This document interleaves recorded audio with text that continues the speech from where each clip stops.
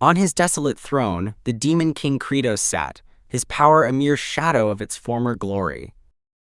He mused on his past might, acknowledging it was a far cry from his present state. The prophecy of the Paladin of Blood reviving an ancient hero felt like a distant, irrelevant tale. The true problem, he knew, lay closer to home. His trusted aide, Zephyros, approached, bringing urgent news.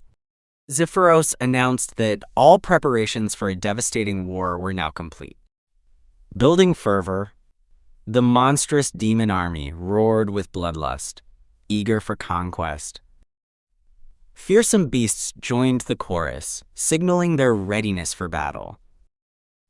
Prince Asrat, the blood drinker, rallied them, promising an end to their endless starvation. Cold monarch Sirgi declared this invasion would forge an unforgettable history. Archduke Hartok demanded the humans be ripped apart and the elves crushed. Black Boulder tyrant Baal insisted their enemies would simply become food. Credos and Zephyros overlooked the vast, surging, demonic horde. The Demon King raised his voice, a single order silencing the monstrous clamor. Stunned silence. His most powerful commanders looked up, awaiting his final decree. Credos, the Demon King himself, gave his command to all demonkind, gravely with inner conflict. He took a deep breath, revealing the shocking decision. Growing unease, the faces of his formidable generals darkened, sensing the unexpected. The Demon King declared the war. Their entire attack would be stopped. Outraged, disbelieving, the four supreme commanders stood aghast, defiance rising in their ranks. Baal erupted in fury, denouncing the order as utterly absurd. Asrat cried out, a victim of the inevitable clash. Utter terror. The Demon King Credos shrieked in primal fear, overwhelmed by the unknown. His four mighty generals lay vanquished, defeated by an unseen force. Jolted awake. In a new reality, a notification blinked. You have started your 20th playthrough. Jangcheol, the supreme player, rose from his game chair. His character, aged Kimchi, stood at the pinnacle, level 9,990. Firm grip. He clutched his controller, ready for the next challenge. Jangcheol recalled his days as a brilliant university student aiming for success. His professor praised his genius, then burdened him with thesis work. Another professor exploited his talent, pushing more projects onto him. Even the farming supervisor treated him as nothing more than a field hand. He collapsed, understanding he had become an academic slave. Jangcheol wondered about his life, working tirelessly for others' credit. His sanity frayed, dopamine depleted, he screamed a furious desire for vengeance. His only escape, his only dopamine boost, came from video games. He tackled Paladin of Blood, a game so difficult no one had cleared it 19 times.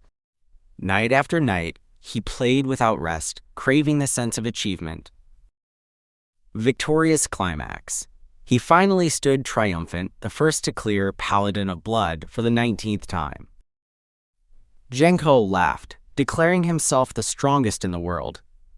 The 20th playthrough promised hellish difficulty, requiring even more preparation. His character, now max level, donned a surprising, ultimate form. Years of effort culminated in this moment. He pressed yes for his 20th run. A blinding light erupted from his screen, consuming his room. Jangcheol recoiled, his body contorting in the brilliant, engulfing light. Pulled into the unknown, he was violently ripped from his chair, swallowed by the luminous surge. The light consumed him completely, pulling him into its digital depths. Vortex of rebirth. A cosmic explosion of light signified his irreversible transformation. Jangcheol, now translucent, plummeted through a new, vibrant world. Transformed and falling, he muttered in shock, then calmly resolved himself. Still a translucent form, Jangcheol muttered to himself, realizing his new blue form meant he was a soul, yet confident he wouldn't fall to his death. Growing awareness. As he plummeted further, he spotted the towering structure, recognizing it as the legendary Tower of Life from his game. A sudden, desperate cry escaped him as he recognized the enormous edifice looming below. It was the very tomb of the Paladin. But then, a thought sparked, and his voice erupted in triumphant joy. He was about to possess his ultimate character, aged Kimchi. He cackled with manic glee, proclaiming the dawn of his invincible, all-powerful life. His euphoria shattered as he saw the actual character, a small, rather effeminate figure, lying dormant. Jangcheol recoiled, his face twisted in clear disgust. He absolutely did not want to transform into that. Frantic struggle. Screaming in protest, he desperately tried to steer his ethereal form away from the unappealing paladin. Yet, his descent continued, and he cried out, demanding to know where he was going, cursing the sudden chaos. He shrieked a guttural, "No!" as he was violently pulled directly into the body of the Demon King Credos. Weary sigh. Now inhabiting the Demon King's body, Credos sat upon his throne, rubbing his temple, utterly exhausted by his new, unexpected reality. Deep regret, he lamented his stupid thought of rejecting the paladin, realizing he had squandered his chance to be truly overpowered. Despite his inner turmoil, Credos, now in more formal attire, walked with purpose through the demon palace. Perceptive, calculating, his trusted aide, Zephyros, observed him closely, instantly deducing that Credos had grown significantly weaker. Zephyros believed Credos' fear had caused him to halt their grand invasion, a sign of weakness. In a hidden chamber, the four supreme commanders, including Zephyros, plotted to depose Credos, recalling how he himself took the throne by force. Sirgi, one of the commanders, warned that if Credos hadn't truly weakened, two of them would likely die or be severely injured in the attempt. Prince Asrat furiously rejected being used as a shield, while Black Boulder Tyrant Bale grumbled about his hunger. Archduke Hartok stepped forward, suggesting they first find irrefutable proof of the Demon King's diminished power. The commanders grimly agreed. With evidence of weakness, they would unite to kill Credos, Bale still fixated on food. Zephyros watched his co-conspirators, his silence hinting at a deeper, unseen agenda. Outside the castle, the vast demonic army simmered with internal strife and desertions, their morale utterly shattered by the halted war. Back on his throne, Credos received a chilling report from Zephyros. The army was collapsing, and the generals were plotting to assassinate him. Credos' face contorted in sheer terror. He understood that any sign of weakness would mean his immediate death. Desperate internal plea. Panicked, he cursed his decision not to possess aged Kimchi, realizing his only remaining option might be a suicidal charge into the human world. Zephyros approached, presenting a glowing red orb, a video feed from General Ogmia showing the tomb of the Paladin. The video played, revealing the Paladin, his small body already bloodied and in agony from an unseen attack. Screaming agony, the Paladin thrashed, pleading for the assault to stop, his cries echoing in the chamber. Violent force, the unknown attacker continued their brutal work, forcing the red orb into the Paladin, who screamed in terror. Credos watched in sickening detail as the Paladin's eyes were violated, his body racked with agonizing screams. Finally, the Paladin stood, his eyes wide and vacant, a chilling sign of complete possession by a new, horrifying force. Credos visibly recoiled, a wave of cold dread washing over him. Someone else had taken the Paladin, and it looked utterly terrifying. Firm resolution.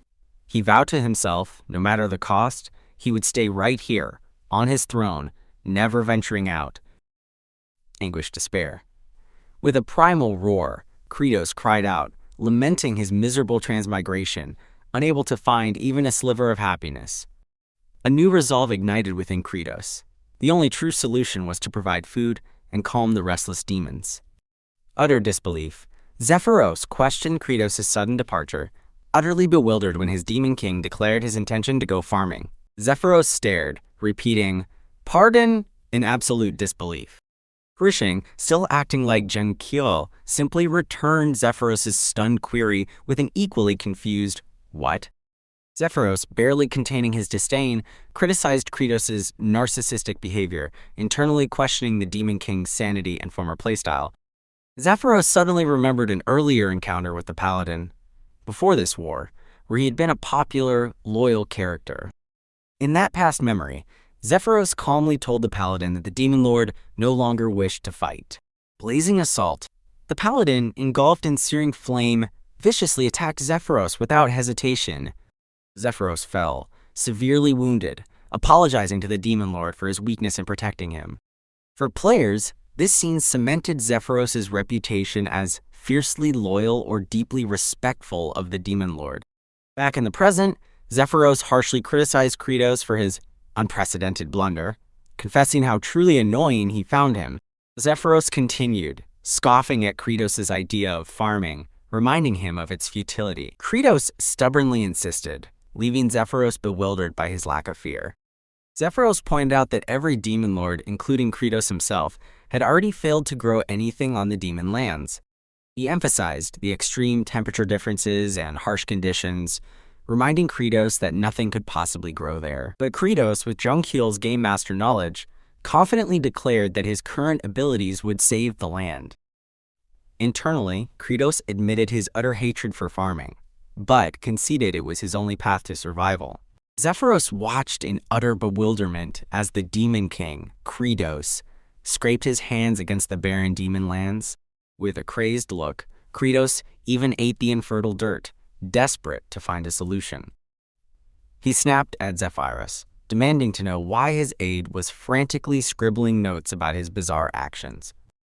Zephyros continued, internally noting Credos' diminished memory and profound annoyance at his king's behavior.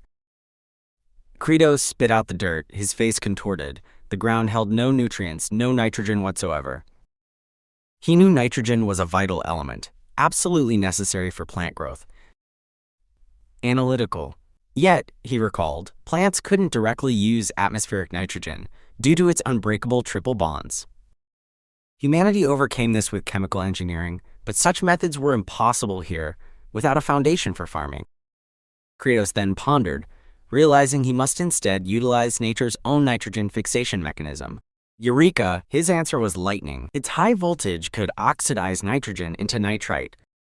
That nitrite would then mix with rainwater, absorbing into the soil and making it fertile. Grave exposition, and the Demon Lord Credos' main technique, the Bloody Strike, perfectly fit his plan. Visceral impact. He saw a memory of his hand plunging into the Paladin, erupting in a shower of blood. Bloody Strike had always been a devastating attack, leaving targets defeated. But Credos, with Jangcheol's mind, realized this violent power could explode lightning and moisture to create fertile soil. Back in the present, Credos sternly told Zephyros to stand back. Screaming agony, he plunged his hand into the ground, activating the skill, unleashing a raw, bloody cry. Jangcheol screamed, realizing this lunatic Demon Lord's technique inflicted real, unbearable pain. Credos looked on, utterly confused by the agonizing sensation. Hidden, the four Supreme Commanders, shocked, whispered about Credos' apparent weakness. Credos let out another guttural shriek as the pain intensified. Zephyros coolly affirmed Credos was 100% weaker, while Credos internally panicked, suspecting Zephyros was provoking him for assassination. Desperate resolve, he screamed another bloody cry, choosing this agony over certain death from his generals. Strike! Credos' face contorted in a horrifying scream as the crimson energy surged around him. His hand dripping with blood, Credos stumbled back, spent from the self-inflicted power. Drops of his own blood fell onto the barren demon soil. Exhausted curse. He muttered a pained curse, utterly exhausted by his grim new reality. As the Supreme Commanders advanced, their voices chillingly asked if their Demon Lord was unwell. Archduke Hartok led the calculated approach. Hungry gaze. Black Boulder Tyrant Ball followed, still fixated on food, but now on Credos' imminent demise. Credos clenched his teeth, cursing under his breath, knowing their true intentions. Meanwhile, in the human realm, the Paladin, aged Kimchi, stood overlooking a verdant land. Haunted memory. He faintly recalled living this life countless times, always drawn by a mysterious summon of duty. But now, that familiar summons was eerily silent, leaving him adrift. Legendary figure. This was NPC aged Kimchi, a legendary level 9990 paladin, now possessed by an unknown force. Uncertain path. He turned, his gaze fixed on a new, unfamiliar horizon. Aged Kimchi began to walk, stepping into an unknown future far from his predetermined path. Back in the Demon Lands, the four commanders continued their menacing advance on Credos. Prince Asrat grinned, reminding Credos of the Iron Rule, only the strongest is Demon Lord. Credos was utterly terrified, his body trembling, unable to use skills, believing death was imminent. Asrat noted Credos' immense pressure and trembling, confirming his weakness. The prince's smirk widened, sensing victory. Asrat raised his blade, ready to make his move. Cowardly observation. The other commanders hid behind a large tree, watching. Hartok declared they would observe the fight, only joining if a safe opportunity arose. Asrat, facing them, furiously denounced them as evil bastards for their cowardice. Hartok internally scoffed. As demons, of course, they were evil. Asrat charged, proclaiming the demon tradition of fighting to the death, as Credos shrieked for him to wait, shocked by his speed. Asrat remained confident, snarling that Credos was weak and he would surely win. Credos was utterly terrified, his body trembling, as Asrat bore down upon him. He knew he wasn't strong, but a demon lord should be. What was he to do? Asrat surged forward, a terrifying blur, causing Credos to shriek in fear. But then, a flash of recognition. Credos knew that precise movement from the game. Panicked thought, he internally screamed that it was impossible to dodge such an attack. Yet, in a blink, Credos instinctively twisted, the blade slicing harmlessly past him. He gasped, utterly bewildered. How had he dodged? Then, Credos observed Asrat's posture. The left foot outwards, it meant a specific thrust.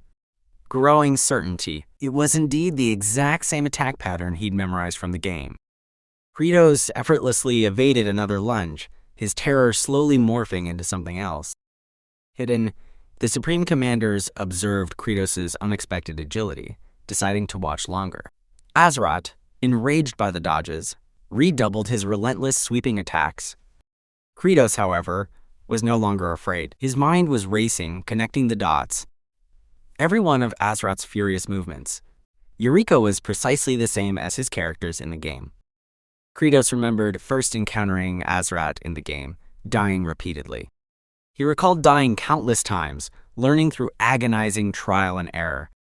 It took 128 agonizing attempts before he finally defeated the prince for the very first time. Triumphant recall. After that, he had mastered the fight, achieving no-hit runs in nearly 20 consecutive playthroughs.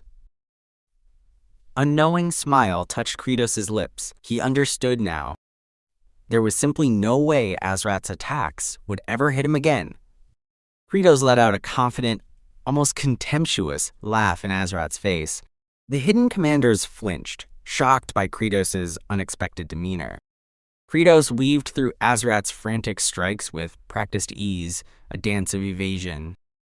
Effortless grace. He continued to effortlessly dodge, making Asrat's attacks seem clumsy and ineffective.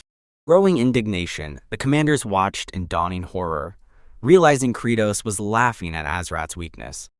Burning rage, Asrat, humiliated and furious, snarled in frustration. Credos knew he couldn't defeat Asrat directly yet, but his realization was crucial. This world, this reality, shared the precise same rules as his game. Sudden, sharp surprise. A system message suddenly appeared, startling Credos.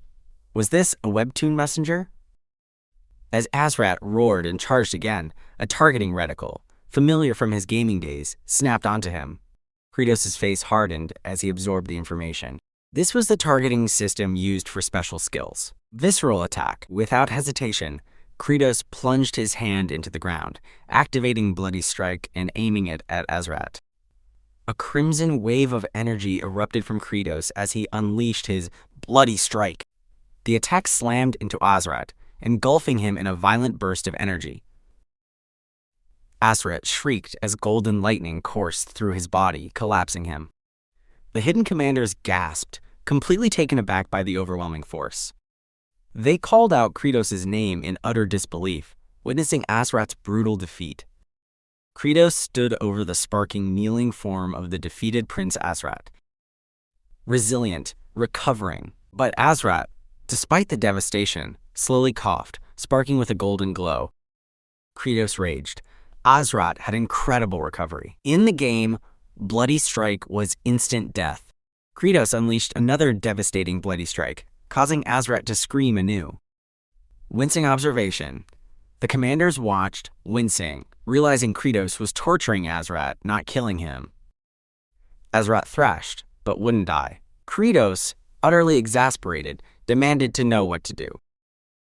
A random system message popped up, informing Credos he had stripped Asrat naked, much to Credos' disgusted annoyance. Credos glared at the message. Was there some secret armor in this bizarre outcome? He opened his inventory, only to find the clothes he was already wearing. Nothing useful. Strategic dilemma. He needed to get rid of Asrat, but couldn't kill him with his current strength, knowing he'd just recover. Then, a spark ignited in Credos' mind. He had an idea. Credos realized Asrat's resilience meant he could keep torturing him, relentlessly firing, quote, bloody strikes. He had a wild idea, to infuse the very ground with tons of nitrogen. Credos cackled, proclaiming himself the smartest, utterly lost in his bizarre plan. Scheming. He sensed the hidden commander's fear and decided to test their loyalty. Credos called out to Sirgi, startling the armored commander from her hiding place. Sirgi gasped, bewildered by Credos' order to tie up a naked Asrat, perceiving it as a cruel humiliation. Asrat was hoisted onto a lightning rod-like cross, the first step of Credos' elaborate torture. The once proud Prince Asrat hung there, sparking with golden energy, completely spent. Resurgent fury, but Asrat's eyes flared as he recovered, mocking Credos for his inability to land a killing blow. Vengeful Asrat swore that this time he would finally sever Credos' head. Credos, however, simply unleashed another bloody strike onto the bound prince. Analytical. He explained how the bloody strike would oxidize nitrogen into nitrite, a twisted scientific application. Credos ordered Hartok to cover the entire area in thick, flowing fog. Hartok, stunned, realized Credos intended to make the lightning more painful, marveling at the creative torture. With a resigned sigh, Hartok began to spread the requested, ominous fog. The mist enveloped Asrat, fulfilling Credos' third step, spreading the fog. Then came the fourth step, striking Asrat again and again with lightning. Asrat screamed as the amplified current coursed through his body. Hartok watched Credos' sadistic ingenuity with a pensive, almost admiring gaze. The other commanders flinched, witnessing the sheer brutality of Credos' repeated attacks.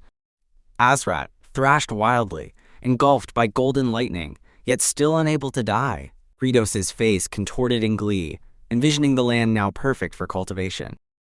He laughed madly, anticipating a bountiful harvest from his grotesque experiment. Unceasing Credos continued his chilling laughter, pummeling Asrat with bloody strike repeatedly.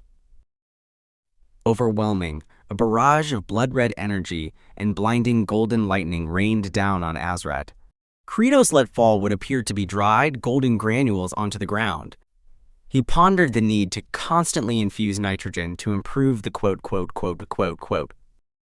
Credos noted the existing loose soil was poor, preventing oxygen and proper drainage. He knew granular, crumbly soil was essential for effective farming. Credos' gaze darkened as he considered the crucial ingredient for his improved ground. Shocking revelation. The next essential element, he declared, was manure. Asrat, now drenched and utterly humiliated, could only writhe in disgust. Credos bellowed at his commanders, demanding they bring him shit. The commanders, covered in blood, could only stare in traumatized disbelief. Sickening realization, the unspoken thought hung in the air. Credos intended to smear Asrat with waste. Their faces contorted in utter revulsion at the unimaginable cruelty. Far from the horror, a peaceful, sun-drenched forest appeared. A new, flamboyant figure strode through the serene woodland, Suddenly, a faint, desperate plea for help echoed through the trees. Hidden victim. A small, trembling figure called out from behind the dense foliage. The flamboyant figure peered intently through the bushes. Terrified survivors, 2 men, injured and distressed, emerged, explaining a goblin attack and offering reward. The pink-clad figure surveyed their predicament with an unreadable expression. Screaming terror. The injured men shrieked in primal fear at his unexpected, unsettling appearance. He calmly stated that he was not suspicious, despite their clear panic. The men internally screamed their disbelief, finding him horrifyingly suspicious. He then inquired about one man's injured leg, ignoring their fright. The injured man, in a surge of desperation, clutched onto the pink-clad figure. He simply instructed them to lead the way, ready to act. As they walked, he introduced himself as Envoy Reincarnation Asrahan and his servant, Diol Frontera. But the man remains wary, questioning who this strange envoy truly is. Reincarnation gives a strange answer, claiming that's a question he must answer himself. Meanwhile, back at the castle, the horrifying task was still at hand. Credos' commanders could only sit in stunned silence, utterly demoralized by his command. Hartok voiced their shared disbelief, questioning the sheer absurdity of the order. Sirgi could barely contain her disgust, completely revolted by the entire situation. Bale points out their logistical problems, earning him a furious rebuke from Sirgi. Hartok, however, devises a cruel plan to get what they need by force, and so they rounded up the low-ranking demons to enact their disgusting mission. But the terrified demons were too stressed to comply with the humiliating demand. As failures mounted, Hartok grew tired of the constant delays. He confronted one starving demon, who pleaded for mercy, claiming he had nothing to give. Hartok's patience had finally run out. The demon's desperate words suddenly gave him a new, terrible idea. He unleashed a vicious strike of dark energy, agonized, causing the poor soul to scream in agony. Brutal Hartok's attack was utterly merciless. Even Bale, the brute of the group, watched the display intently. Hartok's power began to consume the demon, draining its very essence. He held fast, refusing to let his victim go. But then, a voice interrupted his grim work. It was Baal, offering a gruesome, yet logical, piece of advice. Hartok conceded the point, impressed by the simple, brutal wisdom. With a new plan in mind, Hartok gathered his power once more. Bale, too, prepared to assist in this grotesque endeavor. Their combined assault was meant not to kill, but to terrorize. Explosive, Bale delivered a gut-wrenching blow, with immense force. Shocked, but suddenly they were both struck down by a powerful force. It was Credos, enraged by their incompetence and flawed methods. He electrocuted them, declaring that what they were doing was pointless. He explained that their efforts were useless. They needed feces with actual nutritional value. To his confused advisor, he clarified his need for true manure to enrich the fields. He began listing the necessary components: ashes, weeds, soil, and most importantly, eggshells and chicken feces, which were currently unavailable. Then a sudden realization struck him. He had an answer. He commanded his advisor, Zephyros, to bring him the map of their land. The map was quickly unfurled before the demon lord. Just as he suspected, it was an exact replica of the map from his game.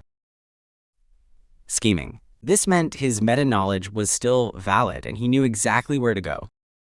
His target, the habitat of the nutrient-rich demon seagulls. Recalling lore, he remembered that these gulls fed on the bountiful human lands. Then, they would return to these cliffs, creating the perfect source for his needs. Zephyros pieced it together, and Credos confirmed his brilliant, disgusting plan. His advisor immediately warned him of the location's notorious danger. Knowing, but Credos knew, it was a place systematically impossible for game players to reach.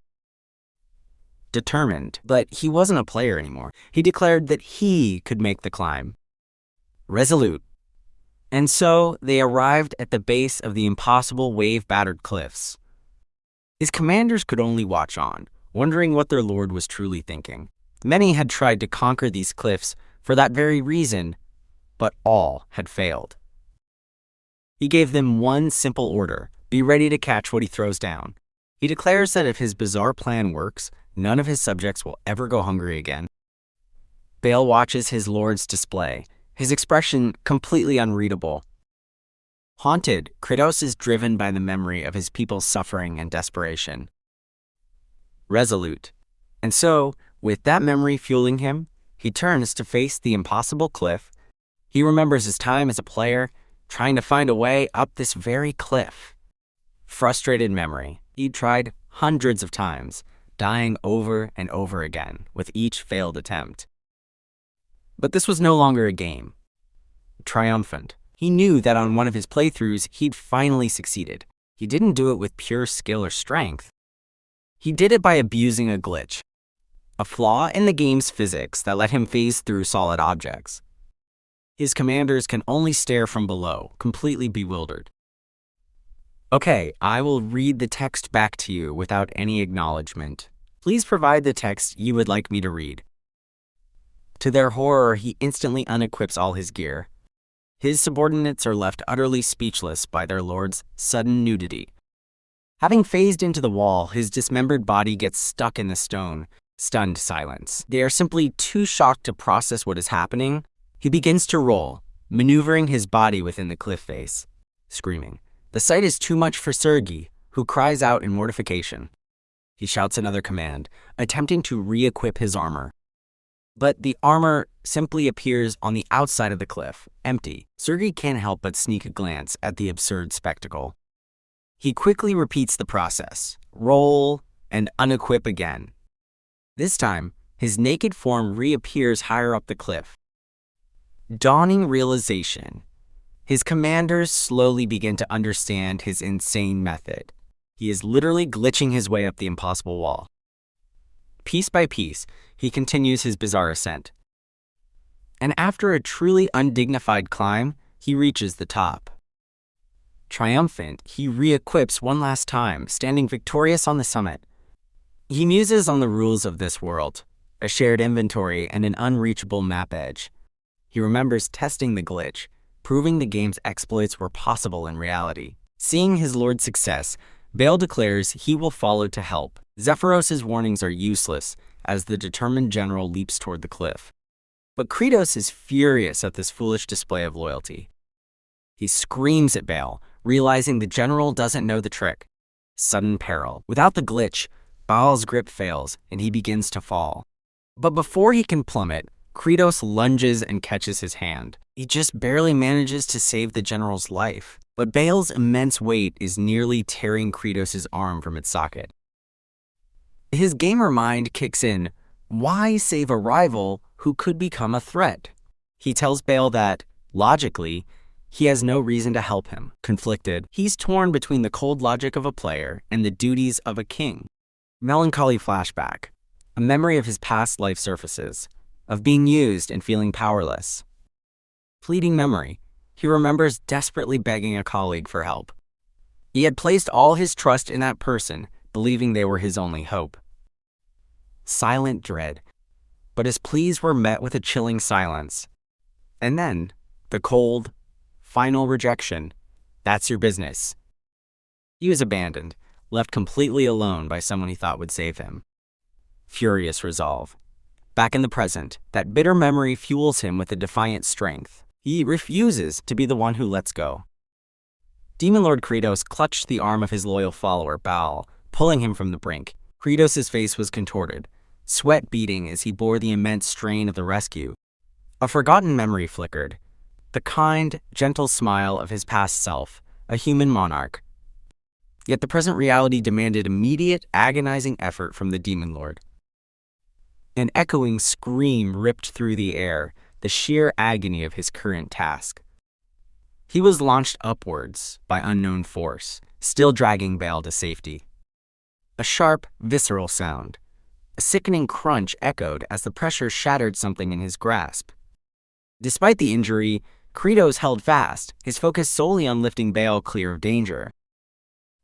With one last heave, he flung Baal to solid ground, sacrificing himself to the abyss below. Baal landed hard, bruised but alive, the sound reverberating through the desolate landscape. He looked up, stunned, as Demon Lord Credos appeared, battered but present. Baal questioned why His Majesty would endure such pain to save him. Credos clutched his chest, gasping for breath, the effort nearly breaking him. He confessed this pain was far less than abandoning a follower. Baal watched, tears welling as the Demon Lord's unexpected empathy resonated within him. Just like the human king, his true self, once apologized with tear-filled eyes. Suddenly, a brilliant blue system window materialized before Credos. The system announced he had earned the sincere gratitude of Baal, a demon general. Intrigued, it detailed a new system. Providing his army with happiness would earn him points.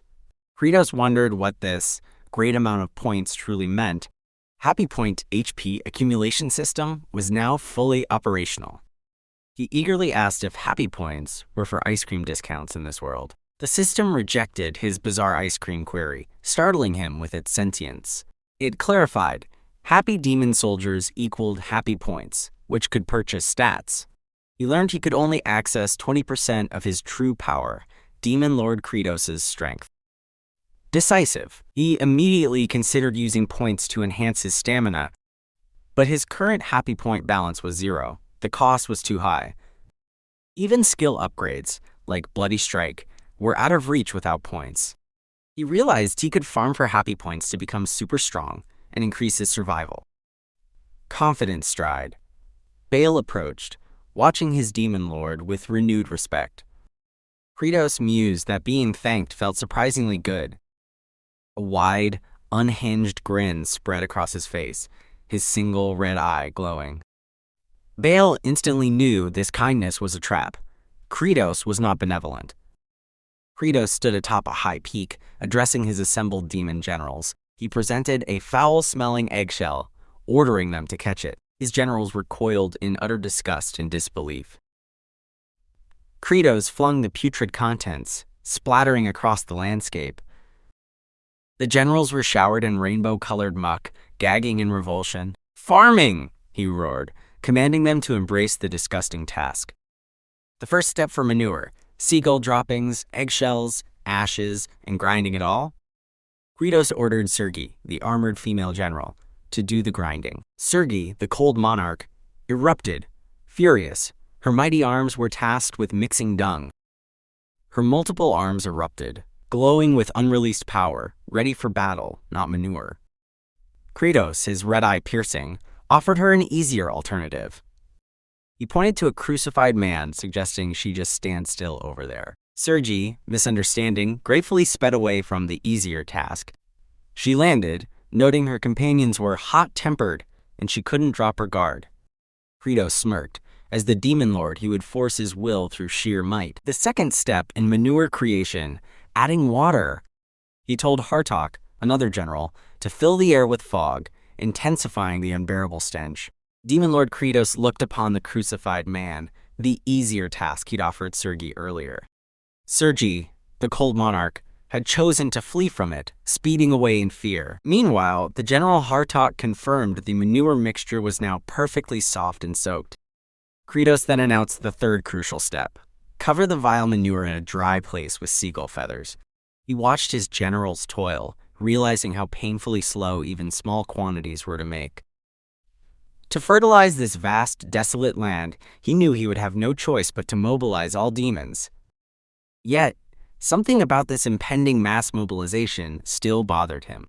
Sharply decisive, he snapped his focus, his red eye glowing, vowing to push forward with his full authority as Demon Lord. The night descended, bathing the barren mountains in a cool, moonlit glow. A small, ramshackle village, a symbol of demon life, stood under the indifferent moon. Inside one humble shack, a father, Zephyros, watched over his sick, weak daughter. His daughter, Flute, stirred, weakly calling out to him. With tear-filled eyes, little Flute made a horrifying plea. "Please, eat me." Her father recoiled, demanding she never utter such terrible words again. Crushed, tearful, Flute then confessed her overwhelming longing for her mother, shattering her father's resolve. Sudden, horrifying, a vivid memory or vision flashed, a monstrous, hungry demon, roaring for sustenance. A small, vulnerable demon child cried out in abject terror. Overwhelming dread. The monstrous maw, dripping with hunger, loomed closer over the helpless girl. Another demon, her mother, shoved the child away, sacrificing herself to the terrifying beast. Brave, final look. The mother turned, a bittersweet look of love and farewell etched upon her face. Visceral, sickening. The monster's jaws clamped down, devouring its victim without mercy. Back in the present, the father sat, consumed by grief, wondering why he had survived. Suddenly, a loud thud startled him, breaking his melancholic stupor. Demon Lord Credos and his generals stood at the doorway, their presence overwhelming. Credos' single red eye fixed on the father, he simply ordered his general, "Take him." Flute cried out, asking about her fate, while her father desperately warned they would abandon her to be eaten. The father thrashed against his captors, screaming his daughter's name as she reached for him, screaming, "Dad!" Credos, ignoring the chaos, merely asked how many demons they had so far. He still needed 30 more. The Demon Lord quietly considered his next moves, the screams still echoing. Flute, abandoned, could only reach out and wail, tears streaming down her face. Approaching threat. Suddenly, a human knight appeared, drawing his sword, ready to strike down the demon child. Glimmering steel, the knight prepared his attack, his hand tightening on the hilt of his weapon. Swift, deadly intent, he lunged forward, his blade flashing in the dim light. Final, terrified shriek. Flute screamed in pure, unadulterated terror, utterly helpless. Credos, unseen, watched the scene unfold, his expression unreadable. He declared an end to cannibalism among demons, then directly ordered Zephyros to gather all remaining demons. Credos proclaimed his tyrannical authority as Demon Lord, justifying any sacrifice to achieve his goals. The montage of demons begrudgingly farming manure continued, their bodies sore from the arduous task. 2 demons complained about the senseless farming, one warning the other of the Demon Lord's wrath. The complaining demons scoffed, asking what they could possibly plant, even if the land became fertile. Credos appeared behind him, a chilling smile on his face, asking if he was curious what they'd plant. Terrified gulp. The startled demon was simply ordered to follow. Credos pondered the purple flower he had briefly observed earlier. He presented the small, glowing purple flower, announcing it was what they would plant. Delicate. Vibrant. The small purple flower, a rare sight in this desolate land, glowed with subtle energy. Stunned, bewildered, the demon stared, utterly perplexed, questioning if this tiny flower was truly the purpose of all their suffering. Credos confirmed it, explaining they would plant its roots, which Bale and the farming squad had already collected. The demon tried to warn him, explaining the roots were poisonous and could kill if eaten. Callous, experimental, Credos plucked the roots, dismissing the warning. There was nothing else to chew on anyway. He added that the experiment should be concluding. The demon stood dumbfounded, his mind reeling at the Demon Lord's mention of an experiment. Demon Lord Credos' eye glowed red, declaring that this was what Zephyros' daughter, Flute, should be eating. Zephyros recoiled in horror, realizing Credos intended to feed his frail daughter the deadly roots.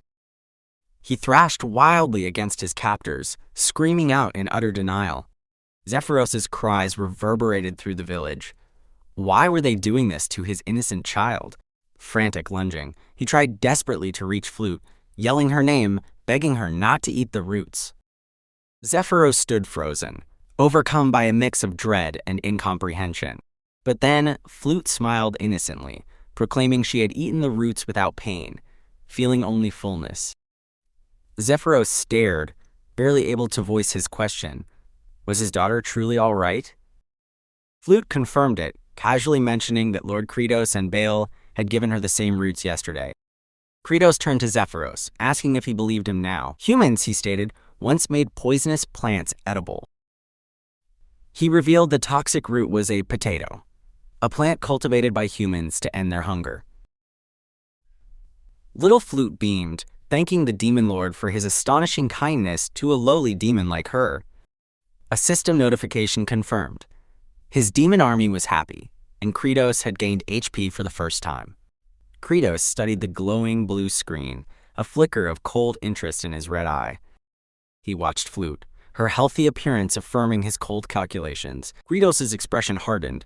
His brutal methods were undeniably effective. Haunted, then relieved. A past vision of a starving demon child flashed, replaced by Flute's healthy, smiling face.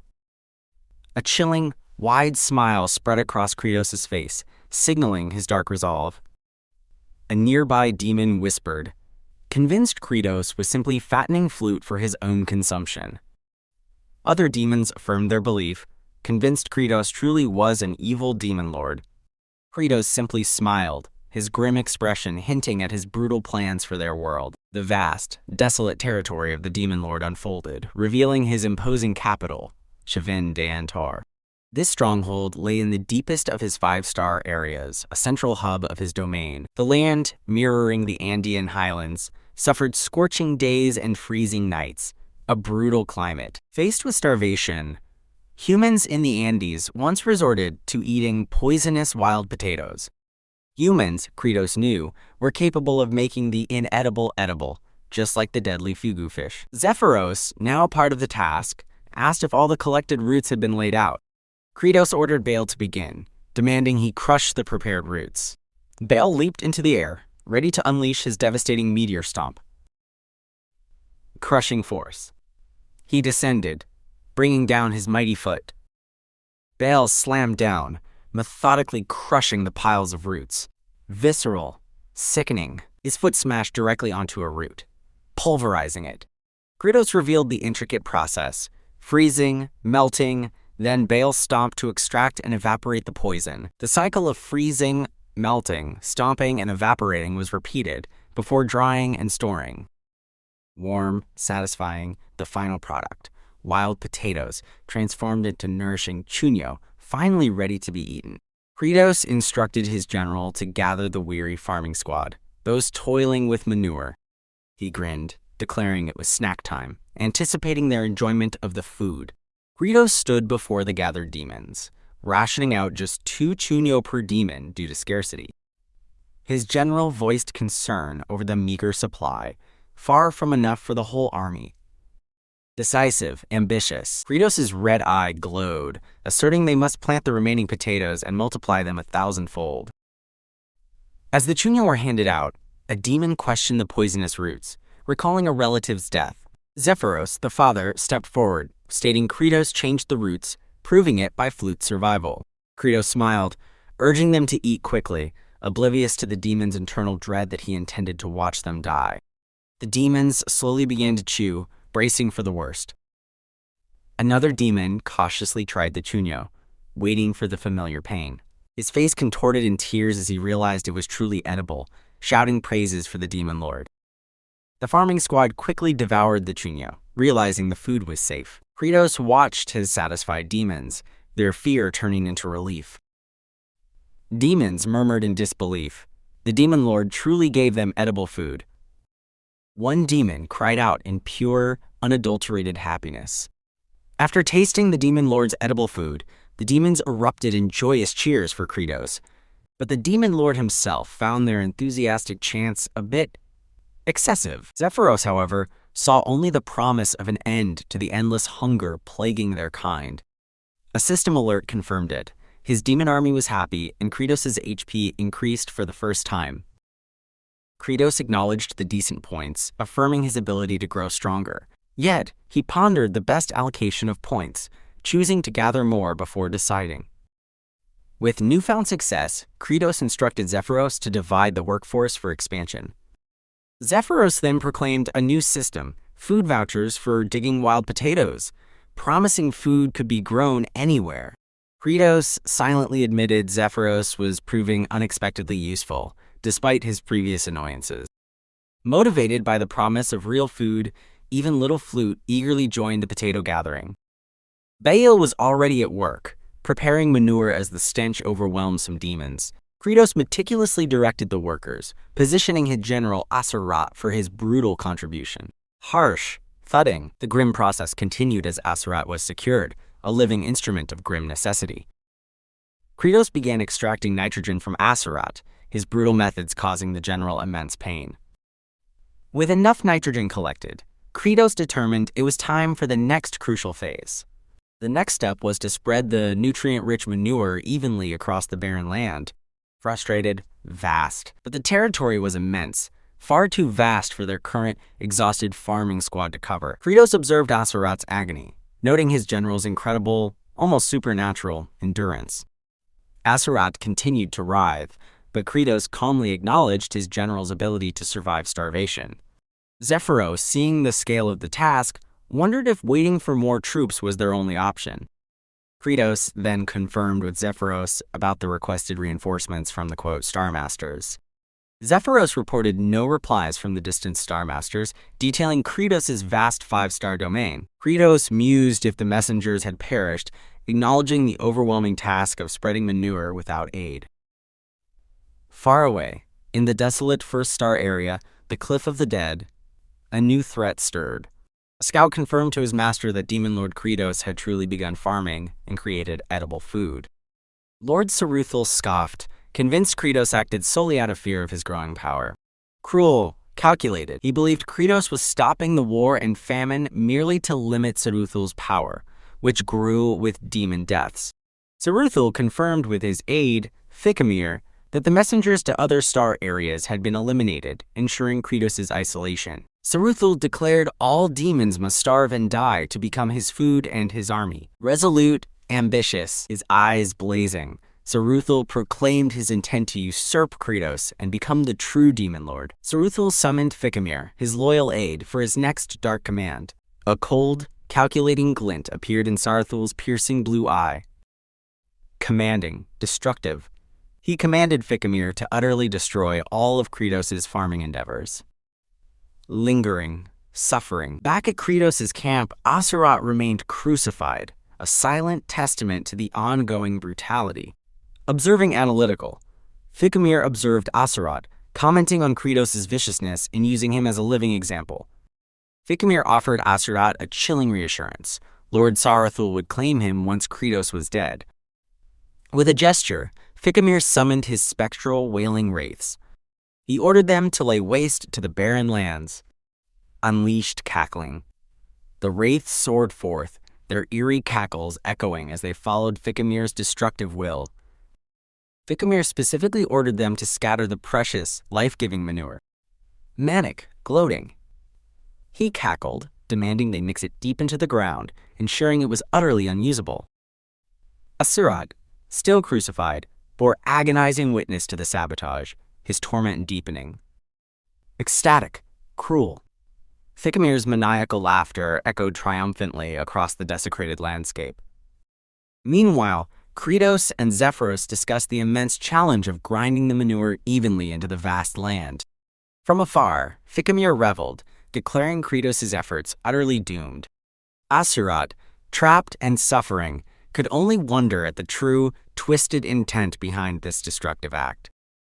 Credos' imposing castle stood untouched, a temporary sanctuary against the brewing storm. But even here, a wraith barked orders, threatening that Credos would turn the land into farmland if they slacked.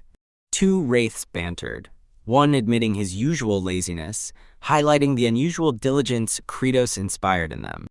Despite their malicious orders, the wraiths felt an unexpected sense of pride in their destructive work. One of Thickamere's wraiths scoffed, calling Credos an idiot for his farming obsession. But then, catching the bizarre spirit of Credos' camp, he declared he'd be an idiot too. Other wraiths joined the frenzied work, cackling with unexpected pride until the sun began to rise. They screamed in terror, realizing they had lost track of time. The deadly sunlight was upon them. The wraiths began to dissolve under the harsh, burning rays of the morning sun. Scattering, fleeing, the remaining spectral figures scattered, desperate to escape the light that was annihilating them. Thickamere, shielded by an umbrella, watched his loyal, if foolish, wraiths perish in the dawn. He coolly acknowledged their demise, telling them to rest somewhere nice now that their destructive work was done. Anticipating sinister, with his tools of sabotage gone, Thickamere looked toward Credos' domain, eager to see the Demon Lord's reaction. Indeed, tilling the vast fields had taken far longer than anticipated for Credos' forces. Back at the castle, Credos and Zephyros stood before a mountain of potatoes, all uselessly dormant. Zephyros questioned their state, and Credos confirmed they wouldn't sprout. They were biologically paused. It was as if the potatoes were sleeping peacefully in the earth, until someone violently yanked them out by their roots.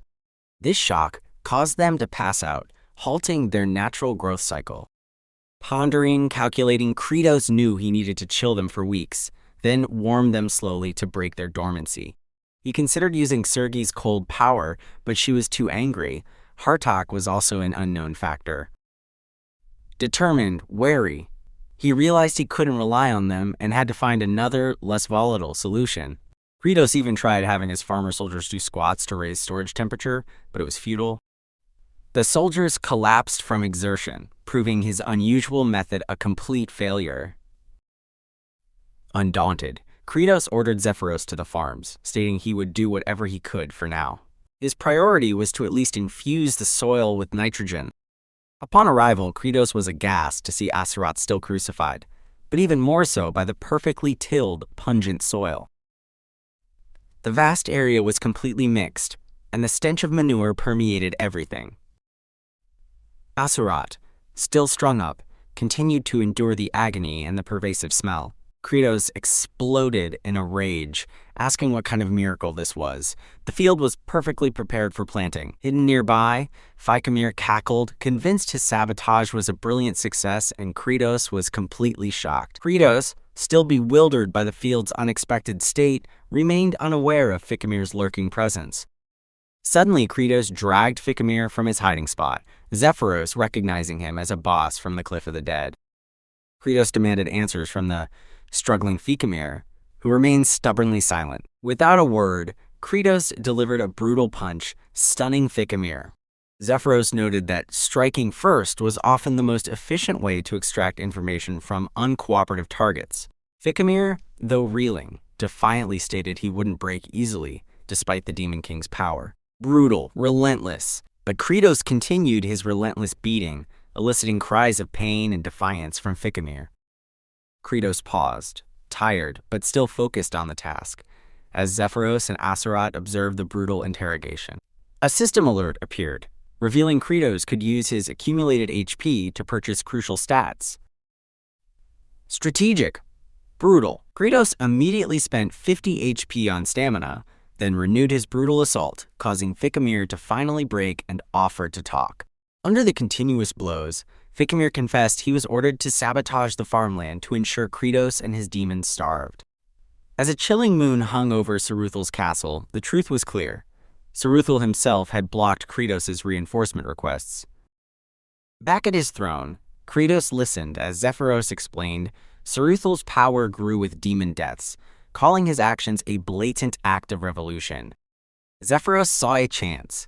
Defeating Saruthal would not only remove a threat, but also warn other disgruntled demons. Credos, his eyes sharp, acknowledged the ongoing interference and knew he needed a definitive way to deal with Saruthal. Zephyros explained the difficulty. Saruthal could turn his body into a ghostly form. Even in the game, he'd been an elusive foe in the complex map of the Cliff of the Dead. Frustrating, hide and seek. Fighting Saruthal was like a frustrating game of hide and seek, nearly impossible to pin down. Credos' eyes blazed. He declared they would simply have to drag the pest out of his nest.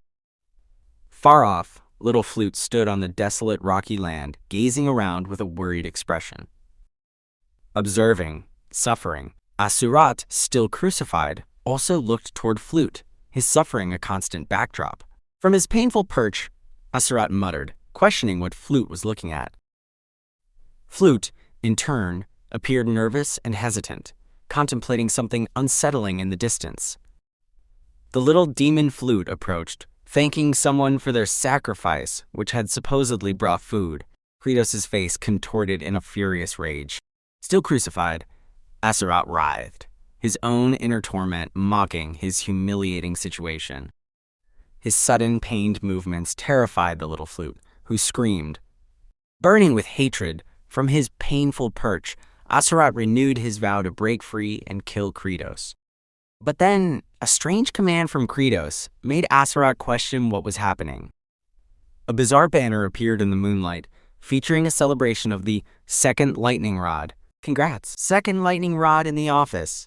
Credos, with his forces, maniacally celebrated Fikimir's new, humiliating role as a living conduit. Dawning horror. Asrat watched the banner, slowly realizing the terrible truth about his own status as the first lightning rod. Desperate plea, he cried out, begging for release from his endless torture, hoping to be replaced. Unwavering reality, but there they stood, both crucified demons, now integral parts of Credos' grand design. Credos raised a weapon, ready to strike, its power surging with controlled electricity. Both Asrat and Fikimir were brutally struck by lightning, serving their purpose as conductors. Relentless assault. The powerful electrical attacks continued to course through their tormented bodies. Far away, Saruthal roared in fury, feeling the immense pain of his confidant. Screaming defiance, he screamed Fikimir's name, confirming the deep, painful connection between them. Unyielding, Credos delivered yet another devastating, lightning-infused strike. Fikimir's body convulsed violently as the raw energy tore through him. Tears of despair, Saruthal cried out in anguish, pleading for an end to Fikimir's suffering. But Credos, unperturbed, continued his merciless assault. Fikimir's helmet cracked under the relentless electrical onslaught, his screams echoing. Finally, Saruthal, unable to bear his confidant's torment, screamed for the torture to cease. Credos simply glanced, observing his opponent's desperate breaking point. Meanwhile, a reconnaissance wraith, familiar from the game, observed Credos' camp from afar. Credos, a dangerous smirk on his face, vowed complete regret for those who dared ruin his harvest. Innocent diligence, oblivious to the grim events, Flute diligently continued her small, hopeful attempts at farming. Asrat, still crucified, watched the child in an unusual, thoughtful silence. Small, determined hands. Her tiny hands worked earnestly, scraping at the hard, unyielding earth. Asrat finally broke his silence, questioning the little demon's curious activity. Flute explained her simple desire to help the adults with their crucial farming efforts. Asrat scoffed, telling the stupid brat to do something actually useful, like Fikimir. Flute, with innocent gratitude, thanked Fikimir for both plowing and becoming a lightning rod. Fikimir, battered and crucified, felt a strange, unexpected flicker of pride at her words. Pragmatic cynicism, but his brief moment of joy vanished as he dismissed the farming success, believing they'd still starve. Flute, however, misconstrued his words, gleefully running off to pursue a new idea. Asrat, still scoffing, remained confident that a low-ranking demon could achieve nothing. Foreboding twilight, as a blood-red sun cast long shadows, Credos' castle stood waiting under the ominous sky. Zephyros voiced concern about Saruthal falling for the obvious trap, but Credos calmly dismissed it. Credos affirmed his plan, eliminate every subordinate first, forcing Saruthal himself to emerge. And so, Credos' formidable forces stood assembled, prepared for the impending conflict. Saruthal's reconnaissance wraiths continued their vigilant watch, relaying every detail. Saruthal, perched on his throne, scoffed at Credos, confident in his own superior strategy. Despite Fikimir's suffering, Saruthal reaffirmed his one true, unwavering goal. His objective, to completely ruin Credos' harvest, a task for which he summoned his crop wraiths. "Go, my crop wraiths," he commanded, unleashing the spectral forces. The ghostly figures shot across the landscape, heading directly for the cultivated fields. Their mission was clear: crush every potato, trampling them into utter oblivion. Assault on the harvest. The ethereal beings descended, beginning their destructive work on the crops. But Credos watched the attack with a calm, knowing expression, saying, quote, "Just as expected." Building tension, from his lofty perch, the newly crowned Overlord surveyed the scene below, a storm brewing. A faint, chilling smile played on his lips, hinting at the calculated chaos he intended to unleash. Below, ethereal crop wraiths, ghost-like lizards swarmed with menacing screeches. He recalled the first time these very wraiths brought him pure despair in his past life. These creatures, Saruthul's elite, always moved in overwhelming swarms, making them formidable. Even a mere touch from them would have dire consequences. Their victims would instantly be enveloped in a pink aura, rapidly aging before their eyes. Worse still, these nuisances would then copy their opponent's equipped skills. But the Overlord knew a secret method to completely annihilate them. Transforming, he crackled with energy, challenging the wraiths to be fried first by his lightning-based attacks. The wraiths immediately reacted, screeching warnings of a trap and urging retreat. "No," the Overlord roared, correcting them. "The real trap is what comes next." Above, a gruesome crimson stained the wooden ceiling, the very blood of Credos smeared last night. His hand flared with ominous red and yellow energy, preparing for the devastating combo. Determined, declaring this was Credos' Phase 2 ability ready to be unleashed.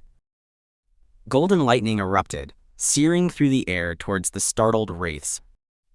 Overwhelming, devastating.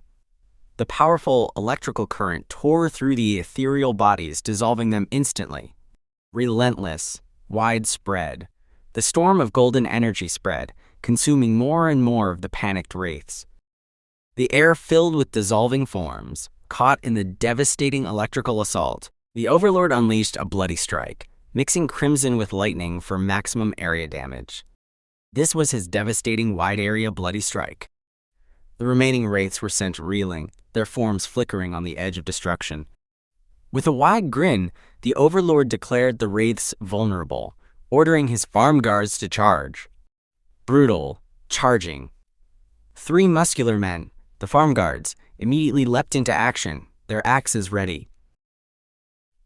Frenzied, crushing. They mercilessly slammed their weapons into the weakened wraiths, who screamed in agony. Though unassuming, these farm guards were the most powerful units in the entire final map. For them, these pesky crop wraiths were absolutely nothing. The Overlord mused, finding himself fitting perfectly into the role of a ruthless demon king. One rogue wraith, however, managed to slip past the brutal onslaught. Determined, leaping, he would personally finish off any stragglers, leaping into action, crackling with lightning. But then, a small object arced through the air, causing him to pause in confusion. His gaze fell upon a peculiar familiar pile of potatoes. From the mound, a small, horned girl with large, innocent eyes suddenly emerged. It was Flute. The Overlord stared, utterly bewildered. "Huh? What's this? Since when?" Simultaneously, a surviving wraith darted towards the vulnerable girl. A farm guard cried out in alarm, recognizing the danger to Flute. The Overlord clicked his tongue, dismissing the clueless ones as he focused on the fleeing wraiths. His bloody strike wouldn't reach that far. How could he stop the escaping wraiths and save her? The small object, thrown earlier, continued its trajectory, surprisingly heading directly for the wraith. The Overlord scoffed, unable to comprehend the idiocy of throwing a mere object. The small potato, of all things, struck the wraith with a dull thud. The wraith, oddly affected by the potato, paused in obvious bewilderment. Magical, transforming. The mundane potato began to glow, spiraling with an ethereal pink energy. Curious, observant, the Overlord watched, his previous confusion turning into intense curiosity. More small, glowing orbs thudded harmlessly to the ground near Flute. Dispersing, retreating, the wraiths, surprisingly, were now flying off into the distant sky, seemingly vanishing. The Overlord looked up, then back at the potato, noticing its new green sprouts. Enlightened, shocked, his eyes widened as the pieces clicked into place.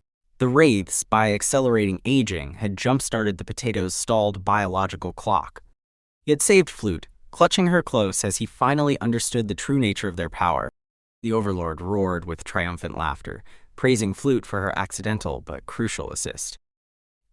Flute flinched, but the Overlord's grip on her shoulder was strangely firm, not menacing. From atop the potato mountain, the Overlord now commanded his farm guards, changing their mission. Determined, tactile, he picked up a potato, a seemingly insignificant object, now understood as a powerful weapon. With a menacing grin, the Overlord declared their new strategy, a full offensive.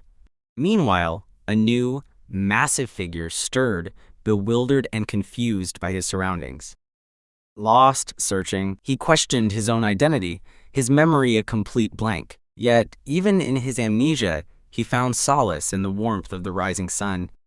A powerful hunger rumbled within him, a primal urge he couldn't deny.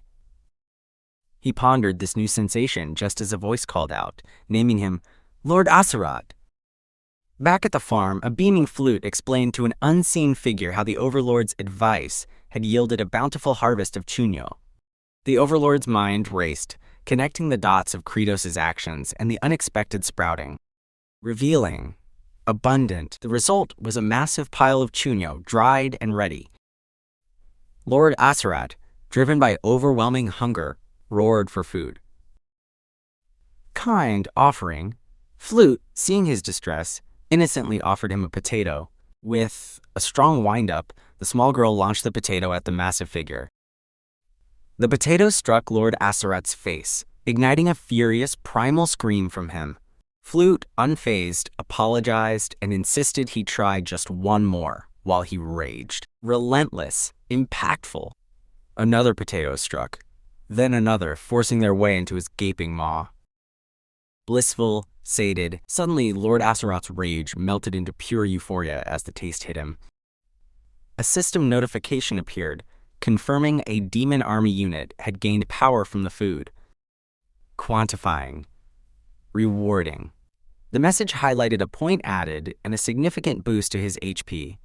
Pondering, realizing, the Overlord's thoughts connected this new recruit to Flute, wondering who the other hidden addition was. Strategic, anticipating. With a satisfied smirk, he decided this boosted individual would be essential for the upcoming Saruthul raid.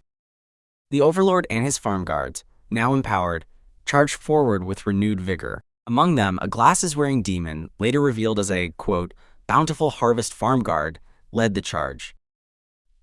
Advancing, determined, the Overlord approached Sauron's domain, the vast chasm before him. Saruthul's wraiths immediately reacted, ordering the bridge cut to trap the invaders. A farm guard's axe quickly severed the sturdy ropes. The bridge collapsed, sending the wraiths into fits of triumphant laughter. But the Overlord shocked them all, leaping directly into the chasm without hesitation, plunging, observing. As he fell, the wraiths watched from their elevated perch, bewildered by his reckless dive. The wraiths, assuming him a fool, mistakenly believed it was Credos falling to his doom. Their ghostly faces contorted with contemptuous glee, mocking his supposed foolishness. They observed his descent, certain of his impending demise. But the Overlord landed hard, uninjured, startling the complacent wraiths. His gaze, cold and resolute, instantly wiped the smiles from their ethereal faces. Terrified screaming, the wraiths shrieked in terror, realizing their mistake and the Overlord's unexpected power. He pointed a finger upwards, a chilling smirk on his face, proclaiming it was all just as planned. Down below, the bountiful harvest farm guard stood ready, axe in hand, awaiting orders, strategizing, calculating. The Overlord mused, knowing the wraiths would be terrified of the potatoes in charge if he seemed vulnerable. Their leader, seeing the Overlord unarmed, ordered the food wraiths to attack. The wraiths surged forward, confident they had him cornered. The Overlord's eyes flared with crimson light as he activated a secret technique, quantum leap move, teleporting, disappearing. He instantly phased through the solid ground, utterly baffling the attacking wraiths. The wraiths looked around wildly, finally realizing he had reappeared directly above them. They frantically lunged upwards, knowing if they could just touch him, victory would be theirs. Elusive, confounding, but the Demon Lord vanished again, appearing elsewhere, leaving them in utter disbelief. The Overlord remembered his numerous playthroughs, meticulously combining all enemy spawn areas into one. He hovered above the mass of confused wraiths, a master orchestrating their demise. The Overlord silently prepared, his master plan reaching its critical stage. The wraiths, believing him trapped, closed in, confidently declaring his end. But the Overlord merely smirked, dismissing them as he was a veteran player. Meanwhile, the Bountiful Harvest farm guard roared a command, axe raised high. His fellow guards slammed their hands down, forcing hidden power to sprout. Chaotic, impactful, unseen potatoes suddenly assailed the wraiths, throwing them into disarray. Grand. Revealing. The Overlord surveyed the chaos, having activated his ultimate technique, Farm. The glasses-wearing farm guard realized the Demon Lord's foresight had been spot on. Earlier, the Overlord had detailed a plan, mapping a path through the ancient aqueduct. He'd promised them a secret shortcut, a strategic bypass. He had uncovered it after countless playthroughs, meticulous in his exploration. As his previous player character, Credos, he had wondered about the suspiciously detailed area. He noticed a unique texture, then struck, revealing a hidden passage. "Yeah, baby," he had whispered, stepping into his newfound discovery. The tunnel connected directly to Sarathal's domain, a perfect backdoor. He learned that only after clearing the surrounding area could this path be used. Within, he'd found the legendary elixir of metamorphosis, essential for his real-world goals. Back in the present, the Overlord watched his farm guards efficiently plant the activated sprouts. The desperate farm guards wept with joy, anticipating a life of endless food with flute. The Overlord watched their earnest hopes, a chilling smirk playing on his lips. His true motivation, a blurred memory, drove his every calculated move. In the real world, the Demon Lord lay trapped in a comatose state. Yet, his fierce determination burned brightly in his crimson eyes. He vowed Sarathal's entire domain would be utterly wrecked. Suddenly, the massive Lord Asrat approached, seeking the Demon Lord's command. Resolute, loyal, Lord Asrat, now strong, bravely offered his aid against Sirgi. But the Overlord waved him off, declaring the main battle was for the boss. Across the chasm, Sirgi began his own ritual, calling upon the Heart of Ice spirit. Desperate, demanding, he begged the spirit to grant him more power and countless more troops. But the Overlord surged forward, leaving Sirgi no time to complete his invocation. He landed before Sirgi, who shrieked, demanding to know how he knew to come there. The Overlord simply smirked, dark energy radiating from his formidable form. He had effortlessly bypassed Sirgi's forces, seizing control of the core. Sirgi scoffed, regaining composure, calling Credos a fool. "Did you come alone?" Sirgi challenged, truly thinking you could defeat me? He declared his intention to unleash his true, terrifying power. The Overlord was unimpressed. He'd seen Sirgi's true power 19 times before. He recalled chasing Sirgi endlessly, wiping out all his minions through the cliffs.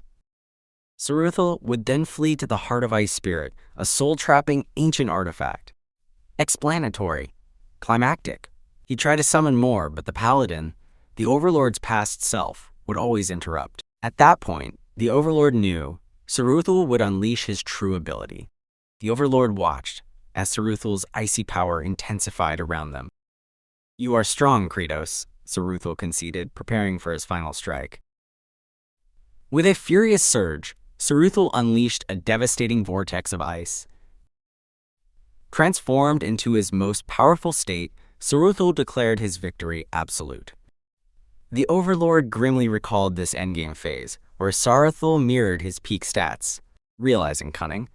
However, the Overlord thought, he copied the stats of the current weak Demon King Credos. A wicked, triumphant grin split the Overlord's face as Sirgi screamed in pain. Sirgi's enraged shriek echoed, the horrifying truth dawning on him. Strategic, empowering. The Overlord was ready to convert his cunning into massive stat upgrades. The Overlord swiftly converted his cunning into a dexterity upgrade, sacrificing precious HP. Sirgi recoiled, stunned, as the Overlord seized him, his power unexpectedly failing. The Overlord delivered a devastating blow, causing Sirgi to shriek in agony. Sarathal's copied strength was exploited, forcing him to sacrifice more power for the Overlord's gain. Their fists clashed, but the Overlord's calculated power overwhelmed Sirgi's weakened form. Sirgi cried out in disbelief, wondering why the Overlord remained perfectly unharmed. The Overlord smirked, declaring that true farming required both brawn and brains. Tortured, Agonizing, Sirgi coughed up blood as the Overlord continued siphoning his very life force. Empowered by his relentless upgrades, the Overlord lunged forward with a lightning-fast strike. Impactful, swift, the devastating blow landed, sending a shockwave through Sirgi's very being. Screaming, writhing, Sirgi roared in pure agony as the Overlord's relentless assault continued. The Overlord stood unyielding, absorbing the remaining energy from his crumbling foe. Sirgi's form began to melt away, his power dissolving in a horrified scream. With a final faint splash, Sirgi was utterly eradicated, leaving only a puddle. The last vestiges of Sirgi's existence slowly evaporated into nothingness. Impressive, rewarding. His strategic farming completed, the Overlord witnessed all his stats soar to new heights. Curious, surprised. But then, a new notification appeared, catching the Overlord completely off guard. His growth quest fulfilled, the system rewarded him with a powerful new skill: Summon Farmer's Throne. This was the very throne of the Farmer King, adorned with countless sturdy tools of the trade. The Overlord mused, finding the practical applications of his new, unexpected gear. But a voice echoed, questioning if the Overlord truly thought the battle was finished. The Overlord, unfazed, merely replied, "There is always a second phase." Grand, terrifying, Sirgi roared, revealing his true origin, the terrifying form of an ancient evil dragon. The Overlord acknowledged the dragon's immense power, fitting for a penultimate boss. Without hesitation, the Overlord surged forward, ready to face this new challenge. Even the Bountiful Harvest Farm Guard charged in, axe raised high. The Overlord smirked, surrounded by his loyal army, announcing his return from the final boss zone. Lord Asrat and the Farm Guard stood ready, their numbers surprisingly formidable. The ancient dragon's eye narrowed, sensing an unexpected, looming threat. Surprisingly, the mighty dragon tried to parley, urging them to halt their assault. But the farm guards, true to their name, ignored his pleas and surged forward. Swarming, overwhelming, countless farm guards swarmed the colossal dragon, turning it into their personal harvest. The Overlord watched, an insane grin on his face, proclaiming it a, quote, good harvest. Overwhelmed, furious, the dragon thrashed, furious at the farming interference, but its pleas turned to desperate screams. The Overlord considered finishing it himself, but felt it was better to let his farmers handle the beast. He then worried his guards might be too hungry, as the dragon stubbornly refused to fall. Realizing, decisive, he then remembered his new skill and decided it was time for a more efficient approach. With a surge of power, the Overlord activated his newly acquired Summon Farmer's Throne. From the heavens, the legendary Farmer's Throne descended, equipped with its formidable tools. Dynamic, imposing, it landed amidst the chaos, an imposing structure ready to aid the ongoing harvest. The Overlord looked on, once again caught off guard by the skill's full effect. Expansive, strategic. Around the throne, new farm guards materialized, ready to join the relentless assault. His farm guards cheered, admiring his brutal efficiency in eliminating pests, calling him a true villain. They chanted his player name, Credos, praising his actions, but the Overlord remained unmoved. The Overlord dismissed their praises, letting out a roar as he initiated his next step. Suddenly, two familiar figures, crucified, appeared in the landscape. Satisfied, vast. All the fields lay meticulously plowed, a testament to his diligent farming process. Prepared, abundant. The potato sprouts, essential for his harvest, had also fully emerged. All pests threatening the precious harvest, including Sirgi, were utterly eliminated. And now, with the land clear and sprouts ready, it was finally time to plant the potatoes.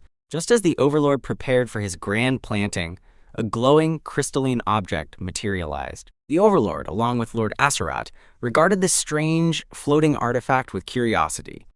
He wondered if this unexpected event was connected to his countless attempts and failures in the game before. Systematic, revealing, a system notification confirmed it. His past efforts had triggered a hidden, unexpected reward. Intense, awakening, Power surged from the crystal as the system announced a sealed spirit's origin had awakened from its misuse. The energy grew, swirling with frosty mist around the radiant gem.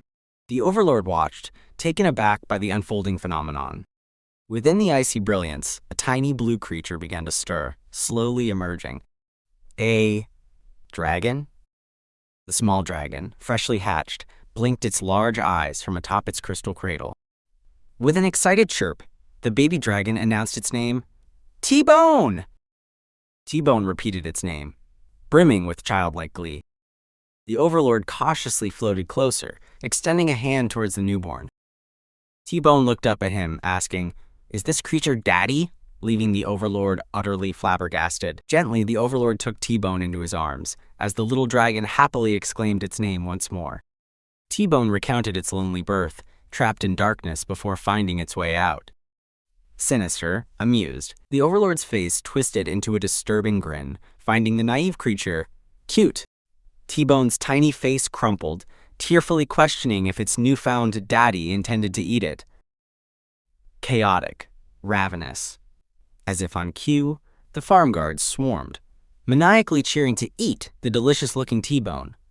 Even T-Bone, bewildered, echoed their hungry cries from the safety of the Overlord's arms. Furious, strategic, the Overlord roared, chastising his farmers. They needed to raise the creature first for a bigger harvest. T-Bone's worst fears were confirmed.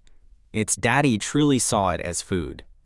The Overlord paused, genuinely confused by T-Bone's direct accusation. Soon after, his farm guards returned from their toil, happily reporting on the blossoming potato sprouts.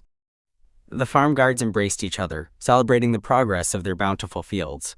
T-Bone, held by the Overlord, felt a strange, warm energy emanating from the celebrating farmers.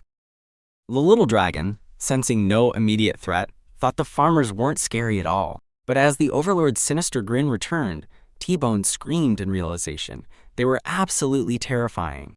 Grand, established, the Overlord's magnificent castle stood under a blood-red sky, a symbol of his formidable domain. Deep within the castle walls, T-Bone curled up, shivering in fear. The tiny dragon lay whimpering, terrified by its new, unsettling reality. Back in his chambers, the Overlord grimaced, contemplating his next moves. T-Bone quivered, certain that the farmers were merely biding their time until it grew bigger. The Overlord agonized over feeding T-Bone, noting the lack of precious gemstones needed for dragons. Lord Asrat arrived, delivering a formal report to the Overlord. Asrat revealed the ongoing difficulties in building proper ridges for the crops, much to the Overlord's chagrin. The scene shifted to illustrate the meticulous process of constructing ridged fields for optimal planting. It was explained that these ridges required only pure soil, free from impurities. However, the land was riddled with rocks, breaking tools and frustrating the tireless farm guards.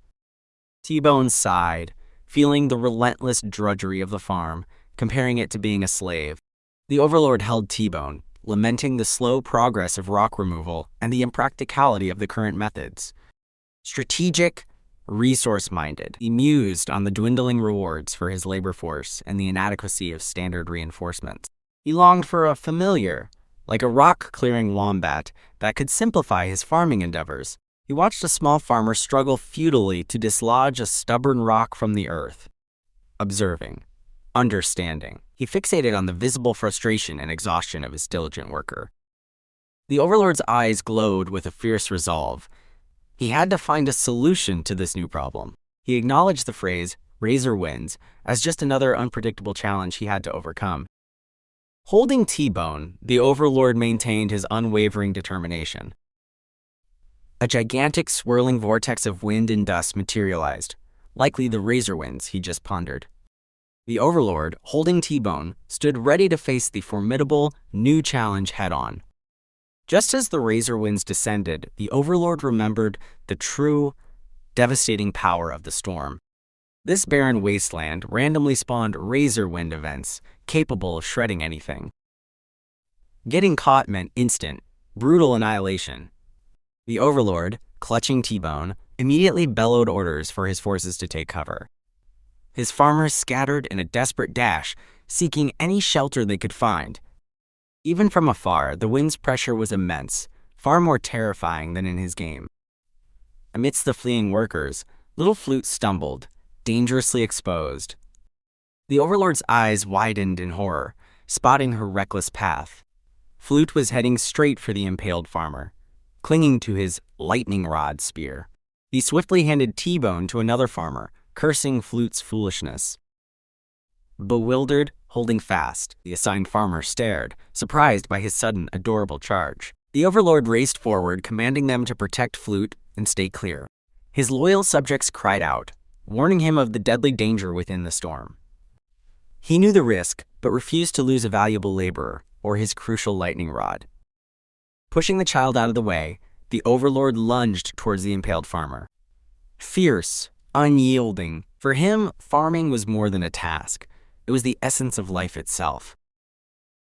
Terrified, screaming, Flute shrieked, fear gripping her as the Demon Lord charged into the maelstrom. Crashing, impactful. With a powerful strike, the Overlord tried to free the farmer from his gruesome perch. Struggling, bound, but the farmer remained agonizingly pinned, unable to break free. A guttural cry of agony escaped the farmer's lips. The sheer force of the wind, or the impact, splattered blood across the Overlord's face. Flute, with blood on her face, triumphantly declared her binding knot was unbreakable. Sudden horror, gasping, but then Flute's smugness shattered as she finally understood the peril. Straining, defiant, the Overlord now held both the impaled farmer and the clinging child against the brutal wind. T-Bone watched, quietly noting its daddy seemed surprisingly frail. Agonized, roaring. The Overlord roared in raw pain, his face contorted in agony. Pushing, exerting, with every ounce of his being, he strained to free the massive staff, engulfed, rising, but the fierce vortex consumed them, lifting all three into the violent sky.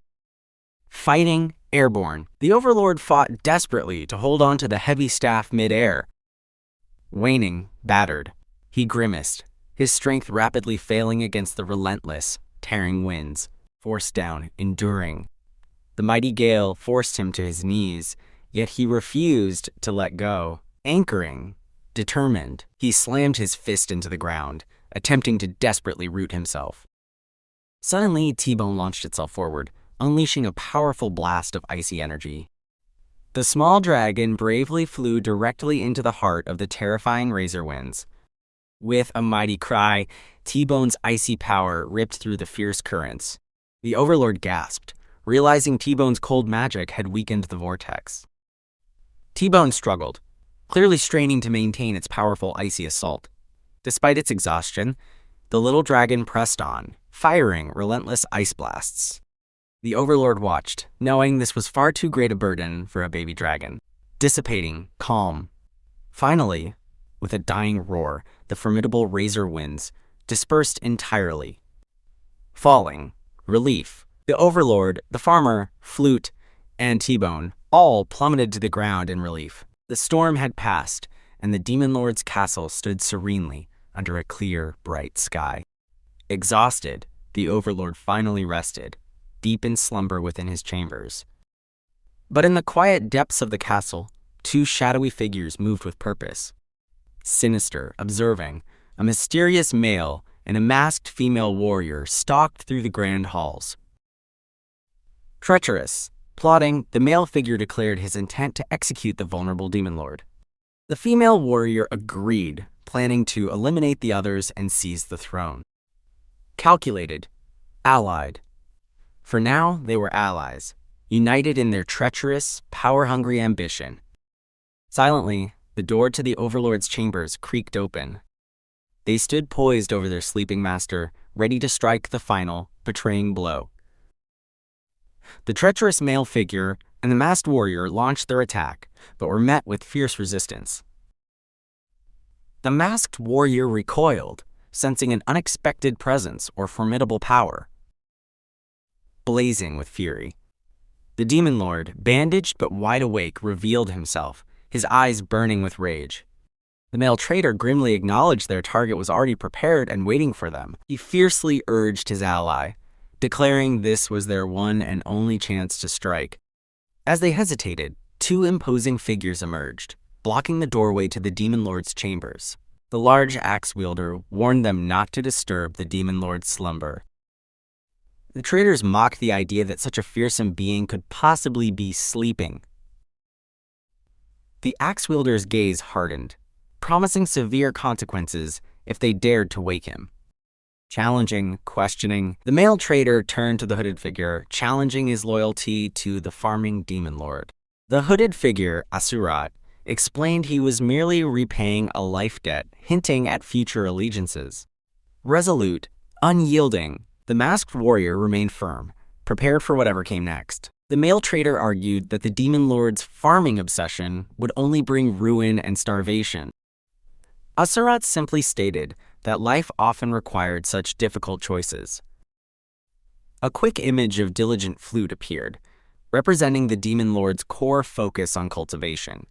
Symbolic, hardworking, a hand tilling the soil highlighted the arduous labor inherent in farming. Asrat delivered a stark truth. Survival meant risking everything, even in farming. The traitors remained steadfast, preferring to risk battle over the hardships of farming. The male traitor sneered, dismissing them all as inferior fools who would regret their choices. Defeated, retreating, the two failed traitors, the male and the masked warrior, began their frustrated retreat. The axe wielder announced the Demon Lord was truly awake, as Asrat yawned indifferently. The Overlord, rubbing his head, questioned Asrat, seemingly confused by his presence. Asrat hastily clarified he wasn't taking sides, merely settling a long-standing debt. The Overlord, in a burst of frustration, cursed the impaled farmer for his bizarre, continued existence. Thunderous, destructive. Suddenly, a massive bolt of lightning struck the castle, likely drawn by the lightning rod farmer. The Overlord, holding the still impaled farmer, barked orders to clear the rubble immediately. The axe wielder reported the rubble was almost gone, Zephyros already stacking the remaining rocks.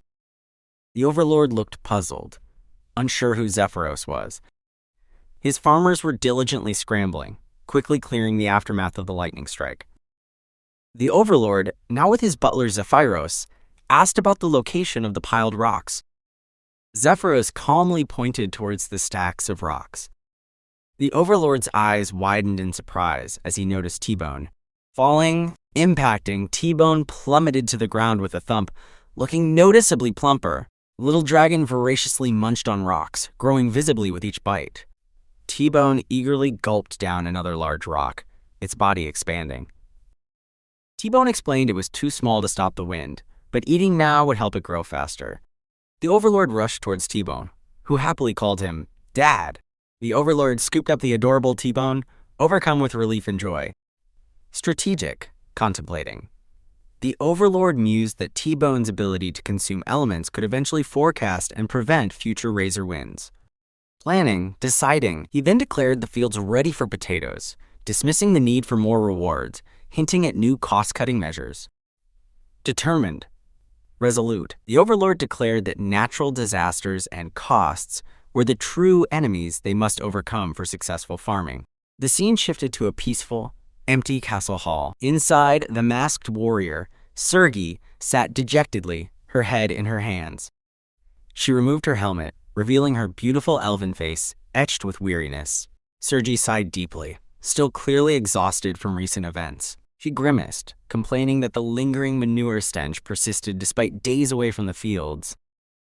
A knock at the door, the Demon Lord's voice requested to speak, but Sirgi curtly refused. The voice outside persisted, pleading for her help and urging her to open the door. Sirgi adamantly refused, citing misunderstandings that arise from face-to-face conversations. Shocked, bursting in, suddenly, with a loud shriek, the door burst open, revealing the Demon Lord, comically reassembling himself as he entered. Comically, reassembling. With a sudden shriek, the Demon Lord burst through Sirgi's door, haphazardly putting himself back together. Sirgi, aghast, demanded to know who dared barge into a lady's room like that. The Demon Lord immediately humbled himself, dropping to his knees before her. He declared he was utterly helpless, unable to accomplish anything without Sirgi by his side. The Demon Lord, eyes burning, promised to kneel as much as needed if it meant saving costs, needing her precise blade. Sirgi looked down at her bandaged hand, clearly affected by his earnest plea. She reluctantly agreed to listen, while a silent, judgmental thought dismissed her as foolishly falling for compliments. Suddenly, Sirgi and the Demon Lord stood before a colossal mountain of potatoes. The Demon Lord calmly instructed Sirgi to begin cutting the potatoes in half for planting. Sirgi, still in her helmet, seemed less than thrilled by this new task. Her face contorted in rage, Sirgi accused the Demon Lord of playing her for a fool. A magically animated potato illustrated the intricate rules for cutting based on sprout count and distribution. The Demon Lord demonstrated the perfect cut, emphasizing the precise technique required. Holding out a potato, the Demon Lord challenged Sirgi, who adamantly refused the task. Swift, initiating. Without hesitation, the Demon Lord hurled a potato directly at Sirgi. Sirgi instinctively drew her glowing blades, effortlessly slicing the potato mid-air. Efficient, dazzling, she moved with incredible speed, her blades precisely dicing dozens of potatoes in a blur. Around them, numerous potatoes floated, each flawlessly cut into two perfect halves. The Demon Lord gasped, utterly astonished by her unparalleled accuracy and skill. Kneeling amidst the cut potatoes, he marveled at her flawless, precise work. He beamed, declaring that she was indeed the only one capable of such an extraordinary feat. Sirgi's face flushed with a faint blush, clearly embarrassed by the unexpected praise. She vehemently rejected his flattery, accusing him of being a liar and a swindler. Approaching, imposing, undeterred, the Demon Lord stepped closer, his form seemingly radiating intense pressure. Sirgi flinched as the Demon Lord reached for her sword, causing her to question his intentions. The Demon Lord meticulously began to wipe Sirgi's blade clean with a cloth. Sparkling, gleaming, her sword shimmered, now perfectly clean under his careful hand. Sirgi's heart raced as she wondered, utterly confused, what he was truly doing. The Demon Lord explained he was cleaning potato juice to prevent disease, stressing the need for thoroughness. Sirgi was utterly flustered, disarmed by the sincere, warm, and deep look in his eyes. The Demon Lord declared the blade clean, reiterating the importance of sincere hygiene for successful farming. He looked at her intently, repeating his earnest request for her help one last time. He emphasized that she was the sole demon capable of both potato cutting and saving Chunyo. Sirgi, still blushing, huffed but finally agreed to help him just this once, calling him silly. The Demon Lord cheered, promising to fetch supplies, excited to cut potatoes all night with her. Together, Sirgi and the Demon Lord worked tirelessly, rapidly cutting the vast pile of potatoes. Observing, commenting, Zephyros watched from above, noting their tireless efforts and a fitting song for the arduous task. As they cut, the narration depicted the potatoes sprouting, leaves growing, and flowers blooming, embodying the Demon Lord's dream. Zephyros internally scoffed, concluding Sirgi was as foolish as the others, falling for simple compliments, suffering, questioning. Meanwhile, Asrat, still impaled, pondered the meaning of his painful, lightning rod existence. A small demon child approached, offering Chunyo and inviting Asrat to play a game. Asrat angrily rejected the child, refusing to associate with a low-class demon. After being hit by more Chunyo, Asrat groused about the poor aim, threatening consequences if they didn't throw properly. Zephyros observed Asrat, deeming him completely useless and a, quote, total wreck. Zephyros then declared to the farmer corps that the cut and dried seed potatoes were ready for planting. The Demon Lord, Sirgi, and the rest of the farmer corps eagerly rushed towards the fields, ready to plant. Zephyros internally mused on the low intelligence of everyone, including the Demon Lord's general, Baal. Farmers thanked Sirgi profusely for her help, but she quickly dismissed their gratitude. The Demon Lord playfully teased Sirgi about her dopey look, questioning if it befitted a great demon general. They were arguing over mere seed potatoes, a triviality for demons. Building fury. Meanwhile, the genius Hartok, an elite who would steal the Demon Lord's throne, seethed at their idiocy. But despite his ambition, Hartok was forced to teach these dim-witted demons how to properly plant the land. The Demon Lord tried explaining basic thinning, but Baal, ever the brute, just wanted to know who to cut. The Demon Lord patiently explained each seed potato could produce 3 to 6 sprouts. Are more sprouts better or fewer? The farmers confidently shouted, "More," missing the obvious point, while Hartok watched with growing disdain. The clueless farmers even questioned their Demon Lord's wisdom, convinced more of anything was always better. Hartok's patience wore thin as he listened to their astounding lack of common sense. Finally, Hartok snapped, glaring down at a cowering farmer, demanding they listen to reason. He swiftly explained, too many sprouts would steal nutrients, resulting in a smaller, less potent potato. The Demon Lord watched Hartok lecture, the Demon Lord's own farming lesson now completely overshadowed. Curious, the Demon Lord, surprised by Hartok's sudden expertise, questioned if the Demon Lord had ever farmed. Hartok scoffed, stating it was obvious that sprouts and the potato shared nutrients, not separate entities. The Demon Lord absorbed this crucial information, about to ask for the ideal number of sprouts. Hartok already knew the answer was 2, sighing at the sheer simplicity of the question. He then pondered the next step, considering the enriched soil they had carefully prepared. 2 other demons, a suited aide and a large warrior, looked utterly lost as Hartok spoke of future challenges. Hartok continued, stating that healthy soil would also grow unwanted weeds, a problem they would clearly need to solve. The Demon Lord erupted in applause, praising Hartok as a, quote, genius for his farming wisdom, farmers joining in. The word genius echoed around Hartok, his eyes wide with a mix of shock and disbelief. The unexpected praise struck a deep chord within him, causing his eyes to clench shut. Haunted, for years his own mother had called him dumb, but now these demons hailed him a genius. He covered his face, bewildered as tears inexplicably streamed down, wondering why he was crying like an idiot. The Demon Lord's voice cut through his emotional moment, calling out Hartok's name. The Demon Lord, with a sly grin, declared Hartok the new chief leader of the Farmer Corps, praising his intelligence. Hartok recoiled, rejecting the ludicrous idea. His intellect was meant for destruction, not farming. The Demon Lord then bellowed at the farmers, demanding they show respect to the, quote, elite of demonkind. The farmers roared their approval, chanting, "Elite! Elite!" their cheers overwhelming Hartok. Hartok, pushed past his limit, exploded, screaming at the dumb and inferior demon idiots. Hartok stood defeated, accepting his fate as the new farming leader, albeit with immense reluctance. The farmers cowered, utterly intimidated by Hartok's sudden, terrifying outburst. The Demon Lord, holding a glowing blue screen, wondered about the meaning of, quote, psychological battles. Mystified. The system explained he'd melted Baal's neglected heart, turning him loyal, something Baal himself hadn't realized. Confused. The system then revealed he'd given friendless Asrat a companion, reducing his violence, which Asrat also knew nothing about.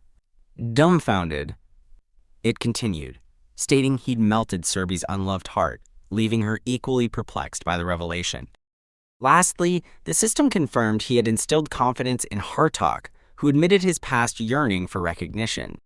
Intrigued, the Demon Lord now understood his psychological battle skill could target both living beings and objects. With this newfound, astonishing ability, the Demon Lord's ambitions soared higher than ever. Map transition. Meanwhile, the focus shifted to a new, precarious location, nestled between demon and human territories. This was the secluded Village of the Exiled, a haven for outcasts. Someone new had just arrived, their presence marking a fresh beginning. Dial confirmed Lord Rivage's full recovery, much to the latter's immense relief. Lord Rivage thanked Dial, expressing his wish for a sturdier body in his next life. Dial, however, just dreamt of becoming rich and powerful, capable of bossing people around. Inviting, they then approached the enigmatic Lord Aged Kimchi, asking if he would return to the kingdom with them. Lord Aged Kimchi paused, his expression clouded with uncertainty regarding the invitation. He admitted he couldn't remember his past, having never truly lived among humans. He recounted how even the villagers had not welcomed him upon his initial arrival.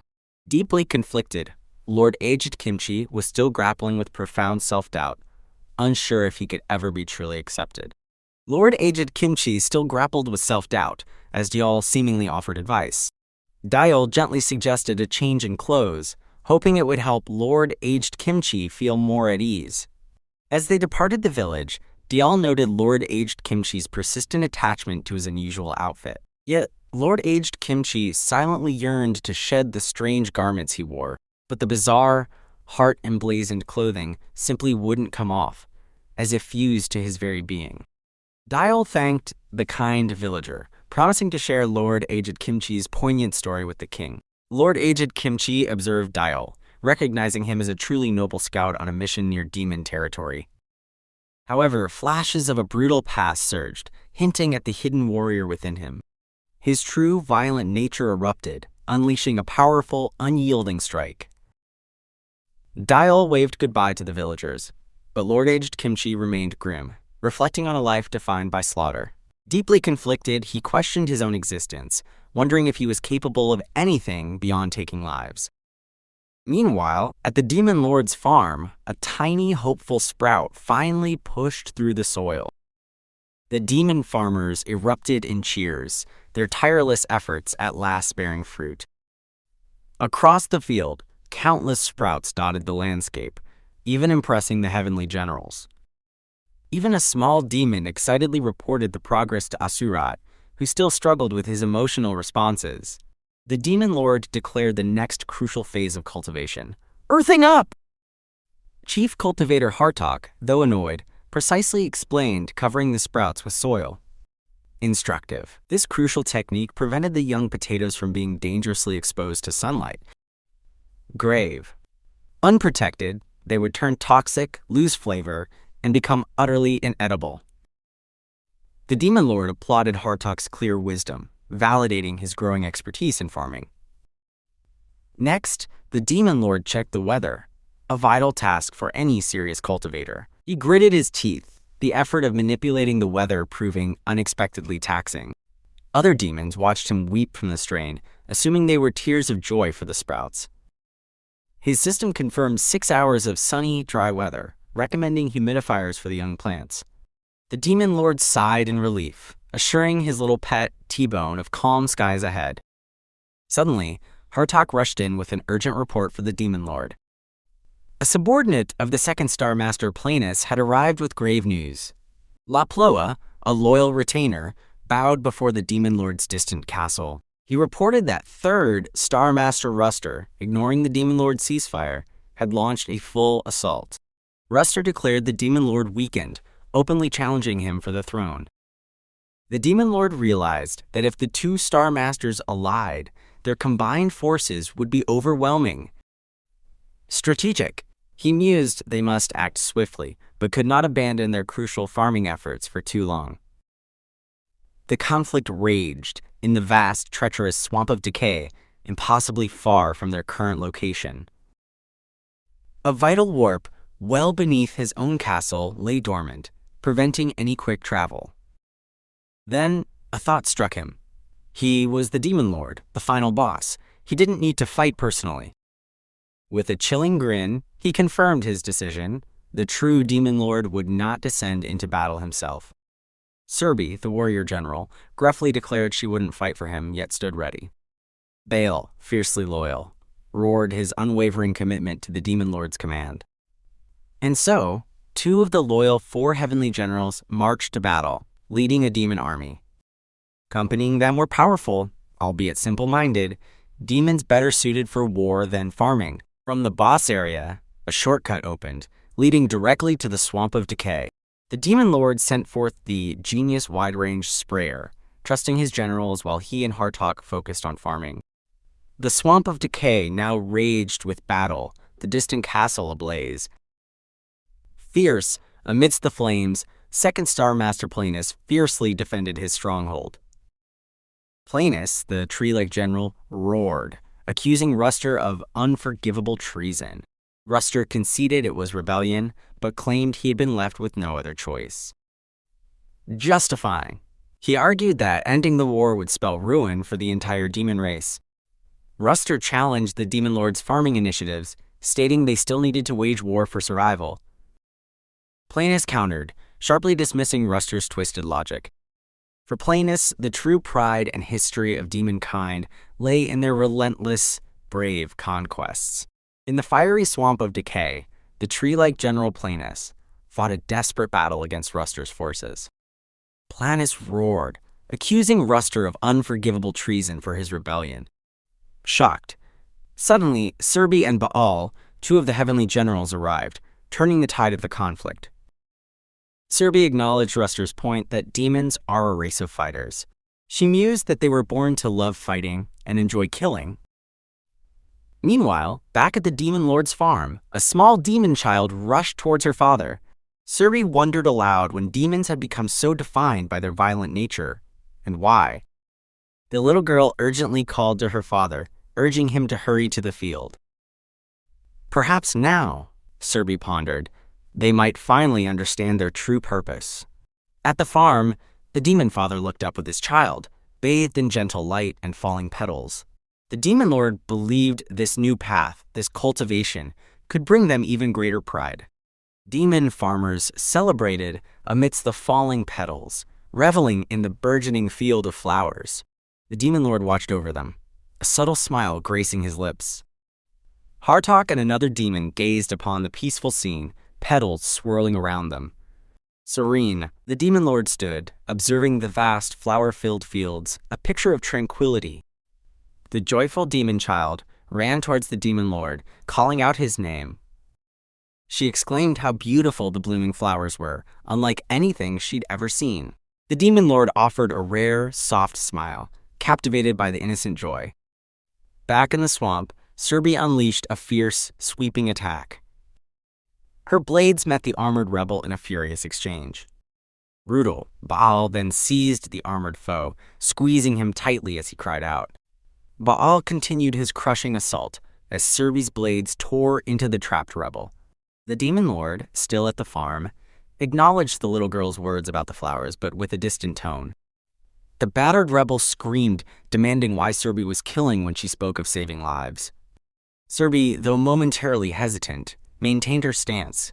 She declared that sometimes, killing was necessary to save others, leaving the rebels stunned and confused. Abrupt, chilling, suddenly, the Demon Lord's face twisted in grim command, ordering the immediate destruction of all the useless flowers. The demon farmers and the little girl watched in tearful shock, unable to comprehend the cruel command. Chief Cultivator Hartok, overseeing a crucified demon, cackled, praising the Demon Lord's ruthlessness. Hartok barked orders for the farmers to pick the flowers, ignoring the protests of the suffering prisoner. A farmer hesitantly reached for a flower, tears streaming down his face. The flower itself seemed to cry, a tragic victim of the Demon Lord's cold pragmatism. Another farmer begged Hartok, lamenting the destruction of the beautiful blooms they had nurtured. Hartok explained the flowers drained nutrients from the potatoes, justifying it as part of the Demon Lord's grand plan. Farmers, with heavy hearts, began tearing the blossoms from the ground, the flowers emitting pain cries. Another demon watched the destruction with a chilling, toothy grin, praising the Demon Lord's love for chaos. Back at the castle, Baal and Sirgi returned, having successfully captured the rebel Ruster. The Demon Lord, seated on his throne, mocked Ruster's failed rebellion and the fall of his fortress. Ruster, beaten and bound, demanded death, claiming a demon without the pride of battle was worthless. The Demon Lord agreed, casually ordering a strike that sent a golden blast through the bound Planus. Planus scoffed, claiming his armored body only felt a slight sting from such an attack. But the Demon Lord then revealed a, quote, third-generation lightning rod attached to Planus' body. Torturous. Another strike hit, Planus screaming in pure agony, begging for death. The Demon Lord, calling Planus Lord Asrat, ordered the lightning rod removed, declaring him past his prime and fit for retirement. The torturous ropes binding Asrat fell slack to the ground. Asrat collapsed, and the little demon girl who had been his daughter rushed to his side. The little girl looked up at her father, who was now chuckling unsettlingly. Asrat's eyes glowed red, his face contorted into a monstrous grin, threatening to devour the lowly demon child. Asrat erupted in a furious red surge of power, transforming into a terrifying beast ready to strike his own daughter. But Asrat's monstrous transformation falters, his first step unsteady. Sudden collapse, he crashes to the ground, his rampage ending before it even began. Asrat realizes his body is too weak, unused to walking on land. A large demon appears, scoffing that the once great general has regressed. He grabs the fallen Asrat, who protests this humiliating princess carry. Asrat is slung into a floral wrap, his dignity completely shattered. The large demon states this is the Demon Lord's order, a new form of confinement. Humiliated, Asrat vows he will never forget this disgrace. Observing calmly as they depart, the Demon Lord watches from a distance, completely unfazed. He knew his Blood Ice skill would paralyze Asrat for hours. Shifting gears. With that settled, the Demon Lord turns his attention back to the fields. At his command, Sirgi's blades make short work of the remaining flowers. Powerful, and Hartok's awakened finisher provides the perfect widespread watering. But as the harvest nears, one of the farmers notes their rations are dwindling. Even for demons, the constant labor is beginning to take its toll. Suddenly, a familiar tree-like figure approaches the Demon Lord. It is Planus, the second Star Master, here to thank his lord for saving him. Baffled, the Demon Lord stares back, utterly perplexed by the concept of gratitude. Planus doesn't understand the Demon Lord's muted reaction. Suddenly, the Demon Lord's face twists into a mask of pure fury. Planus flinches, having no idea why his master is suddenly so enraged. Outraged, the Demon Lord berates him for daring to show up empty-handed. He then sighs, realizing he's been too influenced by modern gift-giving culture. Hopeful, for a moment, the Demon Lord's true wish surfaces in his mind. All he wants is to see his people eat until they are full. Introspective, he momentarily wonders why he ever even started this farming project. Snapped from his thoughts, he quickly dismisses the confused Planus. Calculating, he watches the former general walk away, assessing his weaknesses. But, he muses, a plant-type demon could prove useful on the farm. Meanwhile, Planus wanders through the fields of burgeoning potato plants. Awe-struck. As his foot touches the ground, he's shocked by the soil's incredible fertility. Realization, it's filled with nutrients he never experienced in the Swamp of Decay. He recalls the barren wasteland, where he grew up as a mere sapling. Driven. But this land, cultivated by the Demon Lord, is different. Absorbing, he instinctively drives his roots deep, drawing in immense power. The rich earth surges through him, fueling his body. In this soil, he knows he can finally grow stronger. Ambitious, a dangerous new thought begins to form. With this power, he believes he can become the new Demon Lord. His roots begin to secretly infest the entire potato field. But his plotting is cut short by the Demon Lord's sudden, cheerful roar. Bizarre. He's leading the farmers in a bizarre morning exercise routine. The farmers follow along perfectly, their movements synchronized. They shout and pump their arms with surprising enthusiasm. The Demon Lord remembers how chaotic they were at first, proud, but now they follow his every command, showcasing their latent potential. He barks a surprise order, testing their reflexes. Without hesitation, the entire group rolls left in perfect sync. He immediately shouts another command, and they instantly roll right. Satisfied with this basic training, they'll have the stamina for any farm work.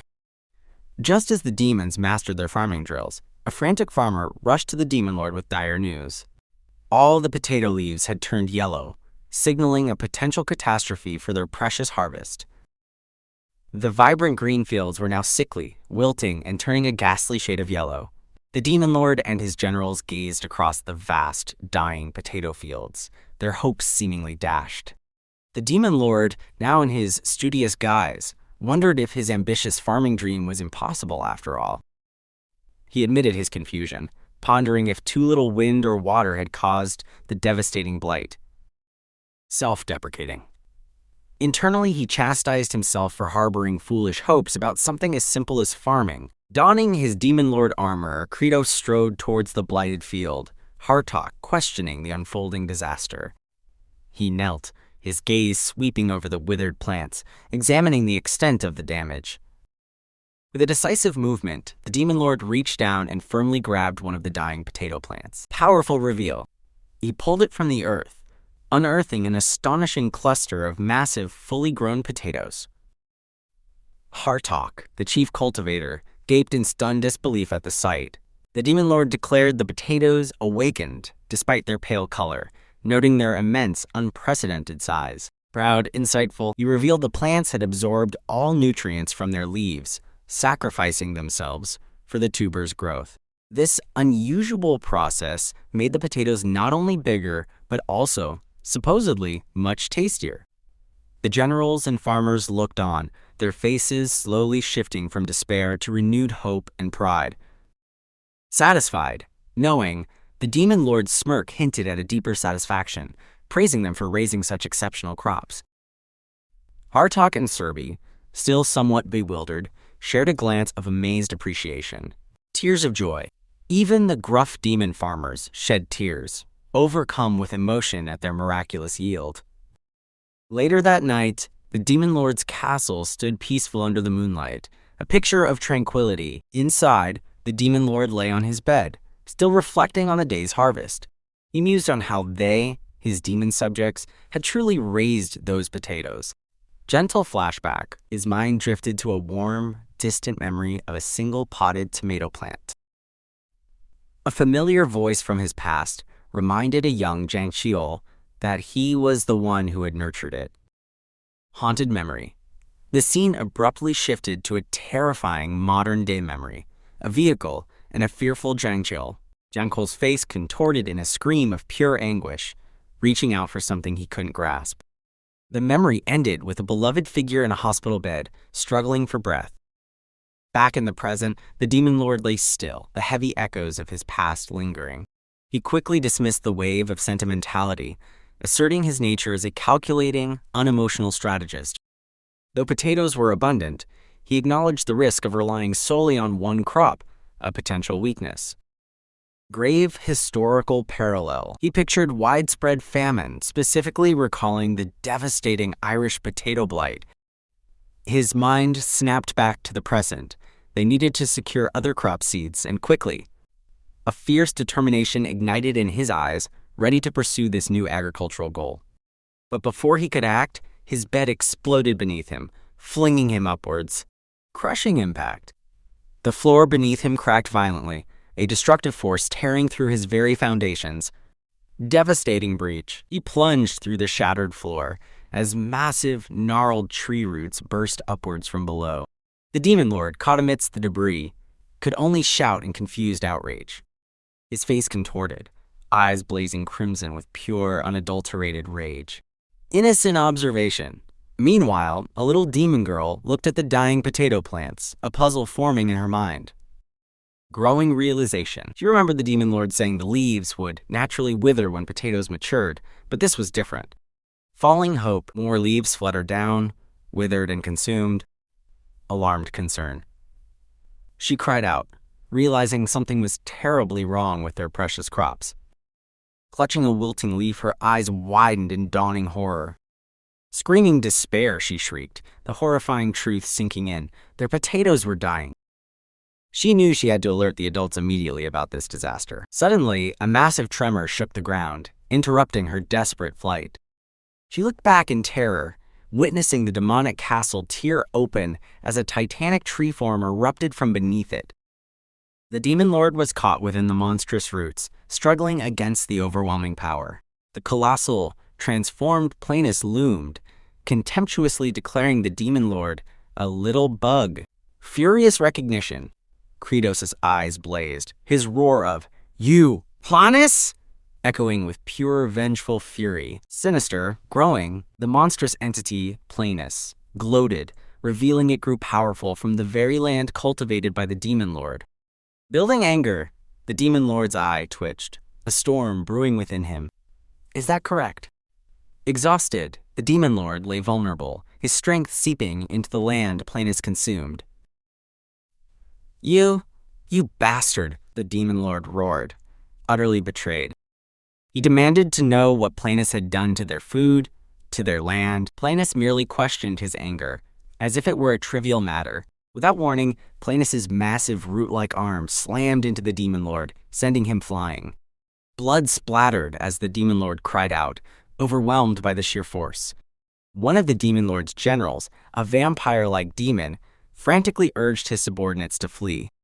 A loyal demon resisted, desperate to save his lord, but was dragged away by a stronger companion. The massive demon revealed the truth. Their demon lord was not invincible, but fragile, overpowering, vast. Meanwhile, Planus swelled to a colossal size, its tendrils consuming the horizon. The demon lord plummeted, defeated and broken, into the abyss below.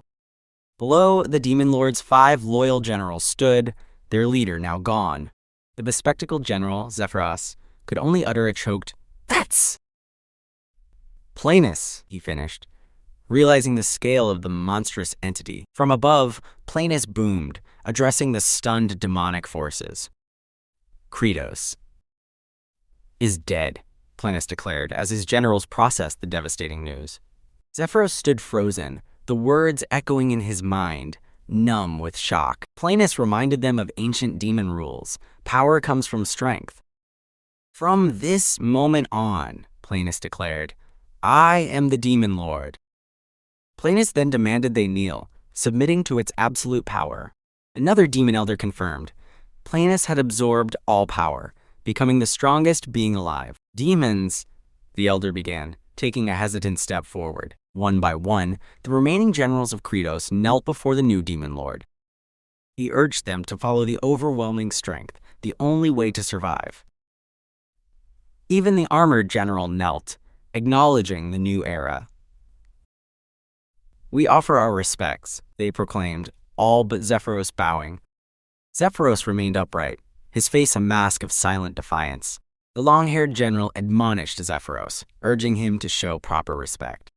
Zephyros's jaw tightened, caught between loyalty and survival. But an invisible force compelled Zephyros downward, his body finally submitting. Planus watched, its overwhelming aura crushing all resistance. The others watched, a grim testament to Planus' absolute might. A single tear traced Zephyros's cheek, a silent admission of his deep, agonizing defeat. Suddenly, the Demon Lord found himself in a memory, calling out to Jangcheol. He saw a familiar woman, her son joyfully playing hide-and-seek in a park. This is that day, he thought, wondering if this painful memory was only a dream. His mother's gentle voice instructed him to count to 10, then find her.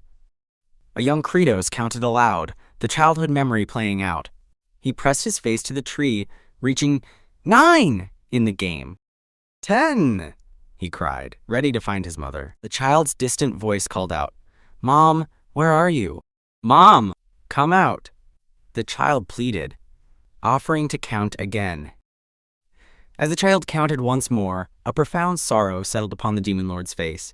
I counted to 10, the innocent voice declared, now filled with confusion. Mom! The child wailed, his plea resonating through the Demon Lord's tortured memory. The image faded to his younger self, screaming, Mom! In utter, devastating despair. Snapping back to reality, the Demon Lord questioned the haunting, personal message. Snapping back from his haunting memories, the fallen Demon Lord heard a metallic voice urging him to move, to live. Though broken, he realized his hand could still move, resolving to dig his way out of the abyss. Counting as he dug, each painful movement echoed the lost innocence of his childhood, pushing him through the dark earth. Far above, the usurper Planus, now the Demon Lord, summoned the bespectacled general, Zephyros.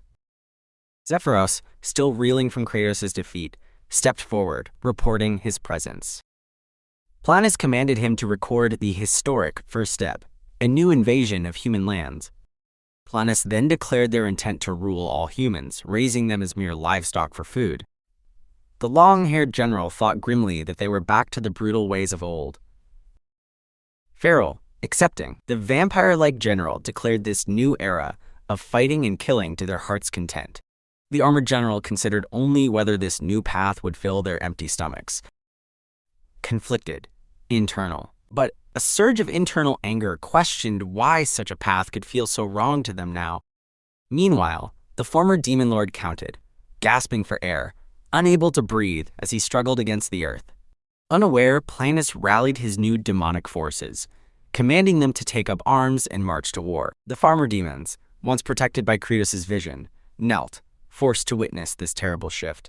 Zephyrus, however, dared to interrupt, proclaiming the impossibility of this proposed march. Planus' glowing eye fixed on the defiant general, a silent warning. The vampire-like general, Asrat, motioned to a small demon behind him, urging caution. Zephyros explained their dire lack of provisions, with only meager, small potatoes remaining. Planus, with a chilling sneer, scoffed at Zephyros, calling him an idiot. Planus declared they already possessed plenty of provisions, as a root-like tendril slithered forth, sudden, whipping. The tendril shot out, a swift, deadly strike. Horrified, snatching. It snatched a small, childlike demon as a larger farming demon screamed in terror. Planus revealed its true meaning. The weak and useless demons themselves were its new food supply. The child demon screamed back, refusing to believe they were back to eating each other. She cried out, invoking Credos' name, reminding Planus that their former lord had freed them from such a fate. Planus merely watched the child's terror with its glowing, indifferent eye. Grim, tightening, the tendril twisted around the child, forming a deadly noose. Deep below, Credos' bloodied hand twitched, sensing the renewed suffering of his people. His internal voice lamented the thought of his people going hungry again, connecting to his deepest resolve. Surging, powerful, Credos' body began to glow with golden energy, a new determination igniting within him. His eye flared red, fueled by an incandescent rage. He declared, with absolute conviction, that he could not stand to see anyone starve. Credos began to punch his way through the earth, counting 1, 2, 3, he roared, tearing through the soil. 5, he cried out, his bloodied hand reaching for escape. Vast, watchful, Planus' single eye remained fixated on the scene, its vast form dominating the sky. Suddenly, Asrat appeared, shielding the small child demon from Planus' grasp. Trembling, enraged, the larger farming demon visibly trembled, barely containing a surge of wrath. Below, Credos coughed blood, questioning how much further he had to go, if he was even going the right way. Harrowing, doubting, he wondered if his efforts, however small, could possibly amount to anything. Resilient, bleeding, despite his doubts, his bloodied hand continued to dig, refusing to yield. Asrat and the armored general watched with grim expressions, the tension mounting. Even the red-haired general wore a look of deep concern, worried about the brewing conflict. Steadfast, defiant, Asrat stood firm, shielding the child, prepared for the inevitable confrontation. The child, recognizing her protector, tearfully uttered Asrat's name. Planus' eye narrowed, questioning Asrat's sanity for this act of defiance. Asrat remained stoic, holding the child protectively in his arms. Planus roared, questioning Asrat's foolishness in saving a mere food supply. Planus gloated, admitting it had been saving the child to eat her when she was fresh. Crashing, lethal. Without warning, a massive, root-like arm slammed down, aiming to crush Asrat and the child. Planus' massive, root-like arm slammed down, striking Asrat and Zephyros. The brutal blow sent Asrat flying through the air. Drained, defeated. He crashed to the ground, seemingly defeated, shielding the terrified child. Anxious, watchful, Zephyros watched on, his face contorted in utter dread. Planis, unwavering, issued its chilling final command, prepare for invasion. But Zephyros, still shielding the child, bravely declared there was no valid reason for war. Planis retaliated instantly, another root tendril whipping towards them. Sharp, percussive. The attack struck with devastating force. Yet the red-haired general, T-Bone, had stepped in, intercepting the blow. Planis's single eye widened in unexpected fury. T-Bone roared, questioning who would count the potato harvest if Zephyros fell. Planis, trembling with rage, accused them of blatant rebellion. Asrat, now recovered, knelt and stated they sought a more reasonable path, not defiance. He reasoned that Credos' vision of a farming initiative was the sensible choice. The armored female general joined them, questioning the need for war when a peaceful path existed. Planis shrieked, denouncing them as mere vermin, its power surging violently. Growing, monstrous, its colossal form expanded, crackling with destructive energy. Boasting, absolute, it bellowed its absolute authority, claiming to be power itself. Steadfast, defiant. But the bearded general stood his ground, a silent refusal etched on his face. The four generals, shoulder to shoulder, braced for the brutal onslaught. Behind them, the farmer demons, fueled by fury, declared Credos their true lord and demanded justice for their fields, sweeping, deadly. Planis unleashed a volley of deadly tendrils, aiming to crush the defiant crowd. The bearded general quickly conjured a shimmering mist barrier, shielding the farmers. T-Bone roared, lunging forward with his axes in a fiery assault. His powerful blow struck, forcing Planis to recoil. Ready, relentless, he reeled back, poised for another devastating strike. Fierce, agile. The armored female general, too, engaged, her blades a whirlwind against Planis's roots. Shattering. More roots shattered under the relentless assault. She lunged, her resolve unwavering. She vowed to tear out Planis's very eyes. Staggering, reeling, Planis recoiled, its immense form momentarily shaken by the unexpected resistance. Sudden, impaling, but in a horrifying turn, T-Bone was suddenly ensnared, pierced by merciless tendrils. The bearded general was likewise struck, blood splattering onto his determined face. He condemned Planis for daring to challenge the true demon lord. Planis transformed further, its wrath manifesting as a terrifying crimson aura. Overwhelming, consuming, countless tendrils erupted from its monstrous form, threatening to consume everything. Cruel, absolute. It bellowed a chilling, inescapable command. Die! All of you die! They would learn through death itself. Planis boasted of its superiority, scattering the farmers while mocking their loyalty to Credos. It scoffed, labeling Credos a, quote, pathetic coward who died without resistance. It questioned Credos' greatness as the female general lay defeated and bleeding. What makes Credos so special? It demanded, slamming a root near Zephyros and the child. Vast, scrutinizing, Planis's lone eye glared down, dominating the battlefield.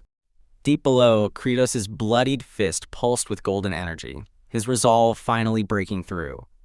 Suddenly, with a shocking impact, the former demon lord Credos emerged from the earth. His golden aura radiated immense power, his determination absolute. Planis's vast eye widened in utter disbelief. The true demon lord, Credos, stood before them. Systematic, revealing. A system notification blazed, revealing concentrated nutrition had been activated. Credos unleashed a devastating punch, the impact reverberating across the entire battlefield. Zephyros and the child looked on, stunned by Credos' sudden appearance and powerful strike. Credos' bloodied fist tore through the earth, signaling his desperate struggle to return. His eyes burned with an unyielding red glow, channeling the power of his past. To understand this power, we must look back to Credos' younger, more troubled days. An old woman had once asked him why he spoke of giving up. A young Credos, slumped in despair, admitted life felt too difficult, Probing, wise, she softly questioned why they should continue living if it was truly that hard. With a seed in her hands, she explained to him, because we are all seeds. Every living thing, she said, was a seed that must push through hardship to sprout. Hopeful, expansive, a single sprout would encourage others, leading to widespread growth, she promised. Visionary, serene, one day, she believed, a single sprout could lead to a world transformed. Everything will be green, she declared, painting a vivid picture of a hopeful future. But young Credos rejected her cheesy words, overwhelmed by his own pain. He raged, demanding why his parents had abandoned him, wondering if he was a, quote, rotten seed. Through tears, he vowed to succeed and live well, entirely by himself. Sudden, terrifying, that defiance shattered as he rushed into a hospital, facing a crushing reality. Heart-wrenching realization, he stared at the dying old woman, understanding her final echoing words. We are all fateful, resonant, seeds. In that moment, Credos' destiny and power truly began to sprout. Surging, impactful, back in the present, a system notification flashed as Credos' power surged into a devastating strike. Golden energy flared as Credos prepared to unleash his true might. Krish noted a mana seed system he didn't recognize, realizing this wasn't part of the game. Strategic, empowering. It revealed a level 3 mana seed, boosting his stats, giving him a chance to escape. The system then unveiled concentrated nutrition, an ability to pour all stats into one, once daily. Credos' eye glowed intensely, his decision made. The mana seed's initial 30% increase to all stats was displayed. Core of Power, a glowing blue seed-like object manifested, the source of his new abilities. Amplified Power, the stats amplified further to 39%, preparing for transformation. Credos roared, activating concentrated nutrition and diverting everything into physical strength, he commanded, channeling all his essence. His physical strength surged to an astonishing 155%, leaving other stats minimal. Violent Emergence, Credos tore from the ground, covered in earth, the ultimate physical force. Plainus reeled back, visibly shaken by the immense impact of Credos' punch. The monstrous entity staggered, momentarily overwhelmed by the sudden counterattack. Ground shattering, the very ground cracked and broke under the sheer force of Credos' emergence. Credos' golden glowing arm rose from the debris, signaling his full return. His cape swept around him, a dramatic declaration of his presence. The former Demon Lord Credos now stood tall, directly confronting the towering Planis. Planis, still reeling, questioned how Credos could have possibly survived. Asrat, bleeding but defiant, screamed at Planis for its foolishness. The farmer demons looked on, their faces filled with relief and reverence for their true lord. Credos stood, their true leader, as the farmers cheered for a bountiful harvest. The small blue dragon, Zephyros' child, cried out for T-Bone, then rushed toward Credos. Comforting presence, the child nuzzled Credos' face, seeking comfort and connection. The bearded general, though relieved Credos was back, still harbored deep concern. The armored female general, bruised and defeated, feared Planis was too strong for anyone to beat. T-Bone, injured but alive, wondered if even the Demon Lord could truly defeat Planis. Planis, however, saw Credos' return as a perfect opportunity to end everything. Its glowing eyes promised death as it declared it would kill Credos and all his followers. But Credos, holding the child, met Planis' threat with a confident smile, refusing to yield. He explained his confidence. Despite its size, Planis moved predictably, like a game boss. Credos mentally affirmed he could dodge all of Planis' attacks, seeing them as familiar game patterns. Strategic, building, and the farmer corps, who had trained intensely with him, were no different. His grueling physical routines had prepared them to evade even the largest threats. As Planis roared its intent, Credos ordered his farmers to group up, ready to begin their drills. The colossal foot of Planis slammed down, targeting the grouped farmers. "Jump left," Credos commanded, and the entire corps moved in perfect synchronization. The ground erupted where they once stood, but their coordinated dodge kept them safe. "Jump right," Credos shouted, orchestrating their movements with game-like precision. "Get down," he barked, as Planus' next attack swept just above their heads. "Roll!" "Keep rolling," Credos yelled, leading his corps through a barrage of sweeping attacks. "Back," he ordered, as they skillfully retreated, avoiding every crushing blow. "Explosive, reactive. Jump!" Credos cried, as a massive arm pierced the ground where they had just been. Planus bellowed in frustration, unable to comprehend why its overwhelming attacks kept missing. Credos smirked. Planus' predictable attack patterns left it vulnerable during recovery. "Turn," he commanded, preparing his forces for a new maneuver. The Demon Lord and his disciplined farmer corps pivoted, ready to exploit the opening. Credos pointed, signaling the perfect moment to execute his next strategic move. Planus glowered, its fury building as its attacks proved useless. Enveloped in a crimson aura, Planus unleashed a terrifying roar of pure, untamed rage. Its massive form twisted and thrashed, caught in a destructive fit of power. Destructive, chaotic, the berserk creature pounded the earth, causing widespread devastation. "There it is," Credos noted with a grin. Planus had entered its predictable berserk phase. "Go, T-Bone," he roared, sending the small dragon into the fray. "Gathering. Cute." The tiny dragon took a deep breath, puffing up as it prepared its special attack. Chilly, focused. Frost breath. T-Bone unleashed a powerful stream of icy air. Piercing, frigid, the chilling blast struck Planus directly, beginning to freeze its massive form. Surprised, stung, Planus flinched, bewildered by the unexpected chill seeping into its body. Credos mused that even his enhanced strength couldn't simply punch through Planus' immense size. But he's still a plant, Credos thought, revealing his cunning strategy. Extreme cold.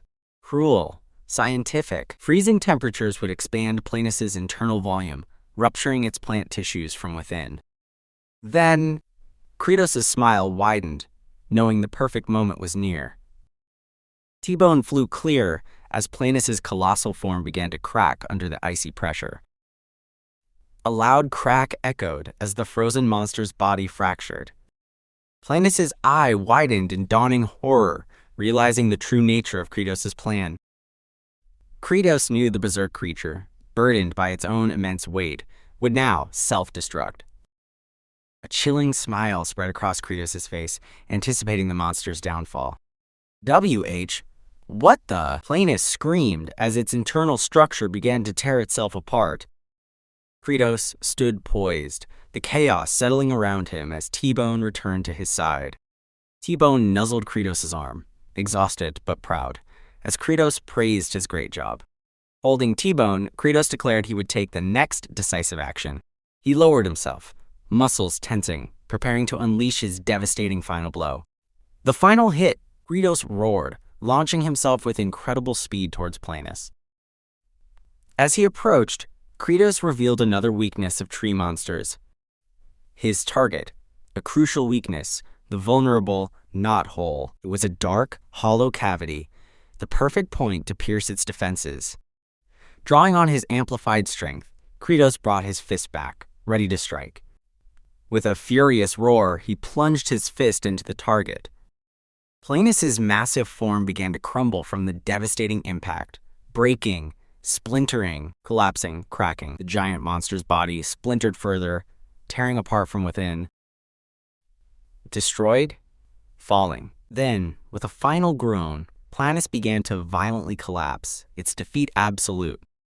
Planus' massive form continued to shatter, its essence dissipating into the air. Explosive, final, the very core of the monster exploded, scattering its corrupted energy across the landscape. From the ground, Credos' allies watched in stunned awe as their demon lord emerged victorious. The last remnants of Planus screamed as they dissolved, a true end to the monstrous tree. But a chilling fragment of its icy form lingered, its green eye still glowing ominously. The frozen residue of the plant monster slowly crystallized, defying complete destruction. The Demon Lord, bewildered, questioned if the monster was truly dead, seeing its face disappear. Sinking, unsettling, yet parts of its root-like body seemed to sink into the ground, refusing to fully vanish. Credos knew this wasn't how game bosses truly died. Suddenly, a chilling realization struck him. Horrified, transforming. From the earth, Planus began to reform, a new, more menacing body taking shape. Struggling, ensnared. The former Demon Lord was ensnared, unable to move as the monster reformed. Towering over him, the reborn Planus stood as a monstrous humanoid tree. Collective. Shocked, the Farmer Corps watched in stunned horror as the nightmare unfurled. Planus revealed it had merely absorbed nutrients to rebirth into a stronger form. It proclaimed itself a cursed seed, sprouted from toxic ground. Having inherited corrupted power, Planus declared its new mission, to flood the world with poison. With a chilling vow, the monstrous plant surged forward, intent on Credos' destruction. Brave, intervening, but a loyal Farmer Corps member bravely intercepted, swinging his mighty axe. Futile thudding. The axe struck with a heavy thud, yet the revived monster remained unharmed. The warrior recoiled as Planus prepared its brutal counterattack. With a devastating blow, Planus effortlessly sent the warrior flying. A second ally, a swift elf warrior, retaliated with a flurry of piercing blades. But her attack merely recoiled, leaving her wounded by the impenetrable foe. Witnessing his allies fall, Credos surged forward, unleashing a powerful counterblow. His attack landed, forcing the monster to stumble back, enraged by the unexpected pain. Credos drew a deadly dagger, aiming for a precise strike. With grim resolve, Credos struck, not at Planus, but at the corrupted former Demon Lord. With a cry for a bountiful harvest, Credos prepared his decisive blow.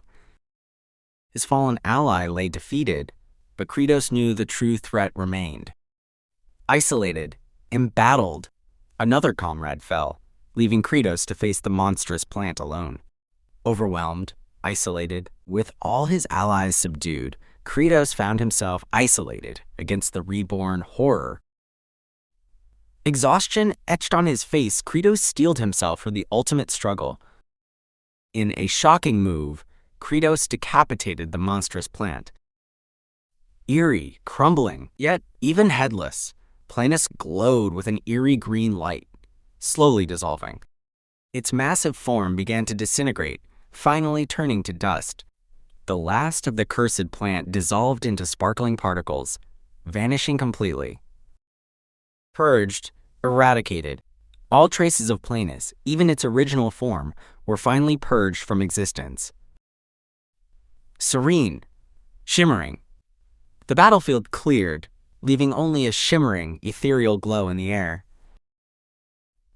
The Farmer Corps and his loyal companions watched, bathed in the soft glow, their ordeal over. The former Demon Lord, freed from its influence, cursed Planus' downfall. Furisha's allies, though battered, slowly recovered, the battle's echo fading. The Demon Lord's advisor vowed to account for past betrayals. Credos, with T-Bone, proudly declared the victory of his Demon Lord army. Uneasy, watchful, but the advisor eyed Credos with a hint of unease. "Credos!" he called out, his voice sharp with urgency. The Farmer Corps cheered wildly, celebrating their triumphant Demon Lord. Grand, victorious Credos stood tall amidst the cheers, surrounded by his loyal forces. "Credos! Stop it!" the advisor pleaded, growing frantic. Drowned, ignored, yet his desperate cries were drowned out by the overwhelming celebration. His crimson eyes burned with an unyielding resolve. The land before him lay ravaged, scattered with lifeless husks. He stared, absorbing the true scale of the devastation. Even a single fallen leaf bore the scars of this catastrophe. He fell to his knees, utterly crushed by the wreckage of their fields. His people, they would face starvation once more. How could he ask this of them? No, he couldn't force such cruelty upon them again. His faithful companions watched, sharing his crushing burden. But then a brilliant, glowing orb manifested above him. Intrigued, curious, it hovered precisely over a single, dead leaf. Slowly the orb descended, absorbing into the withered husk. Triumphant, a dawning realization. And just like that, the dying leaf pulsed with vibrant, renewed life.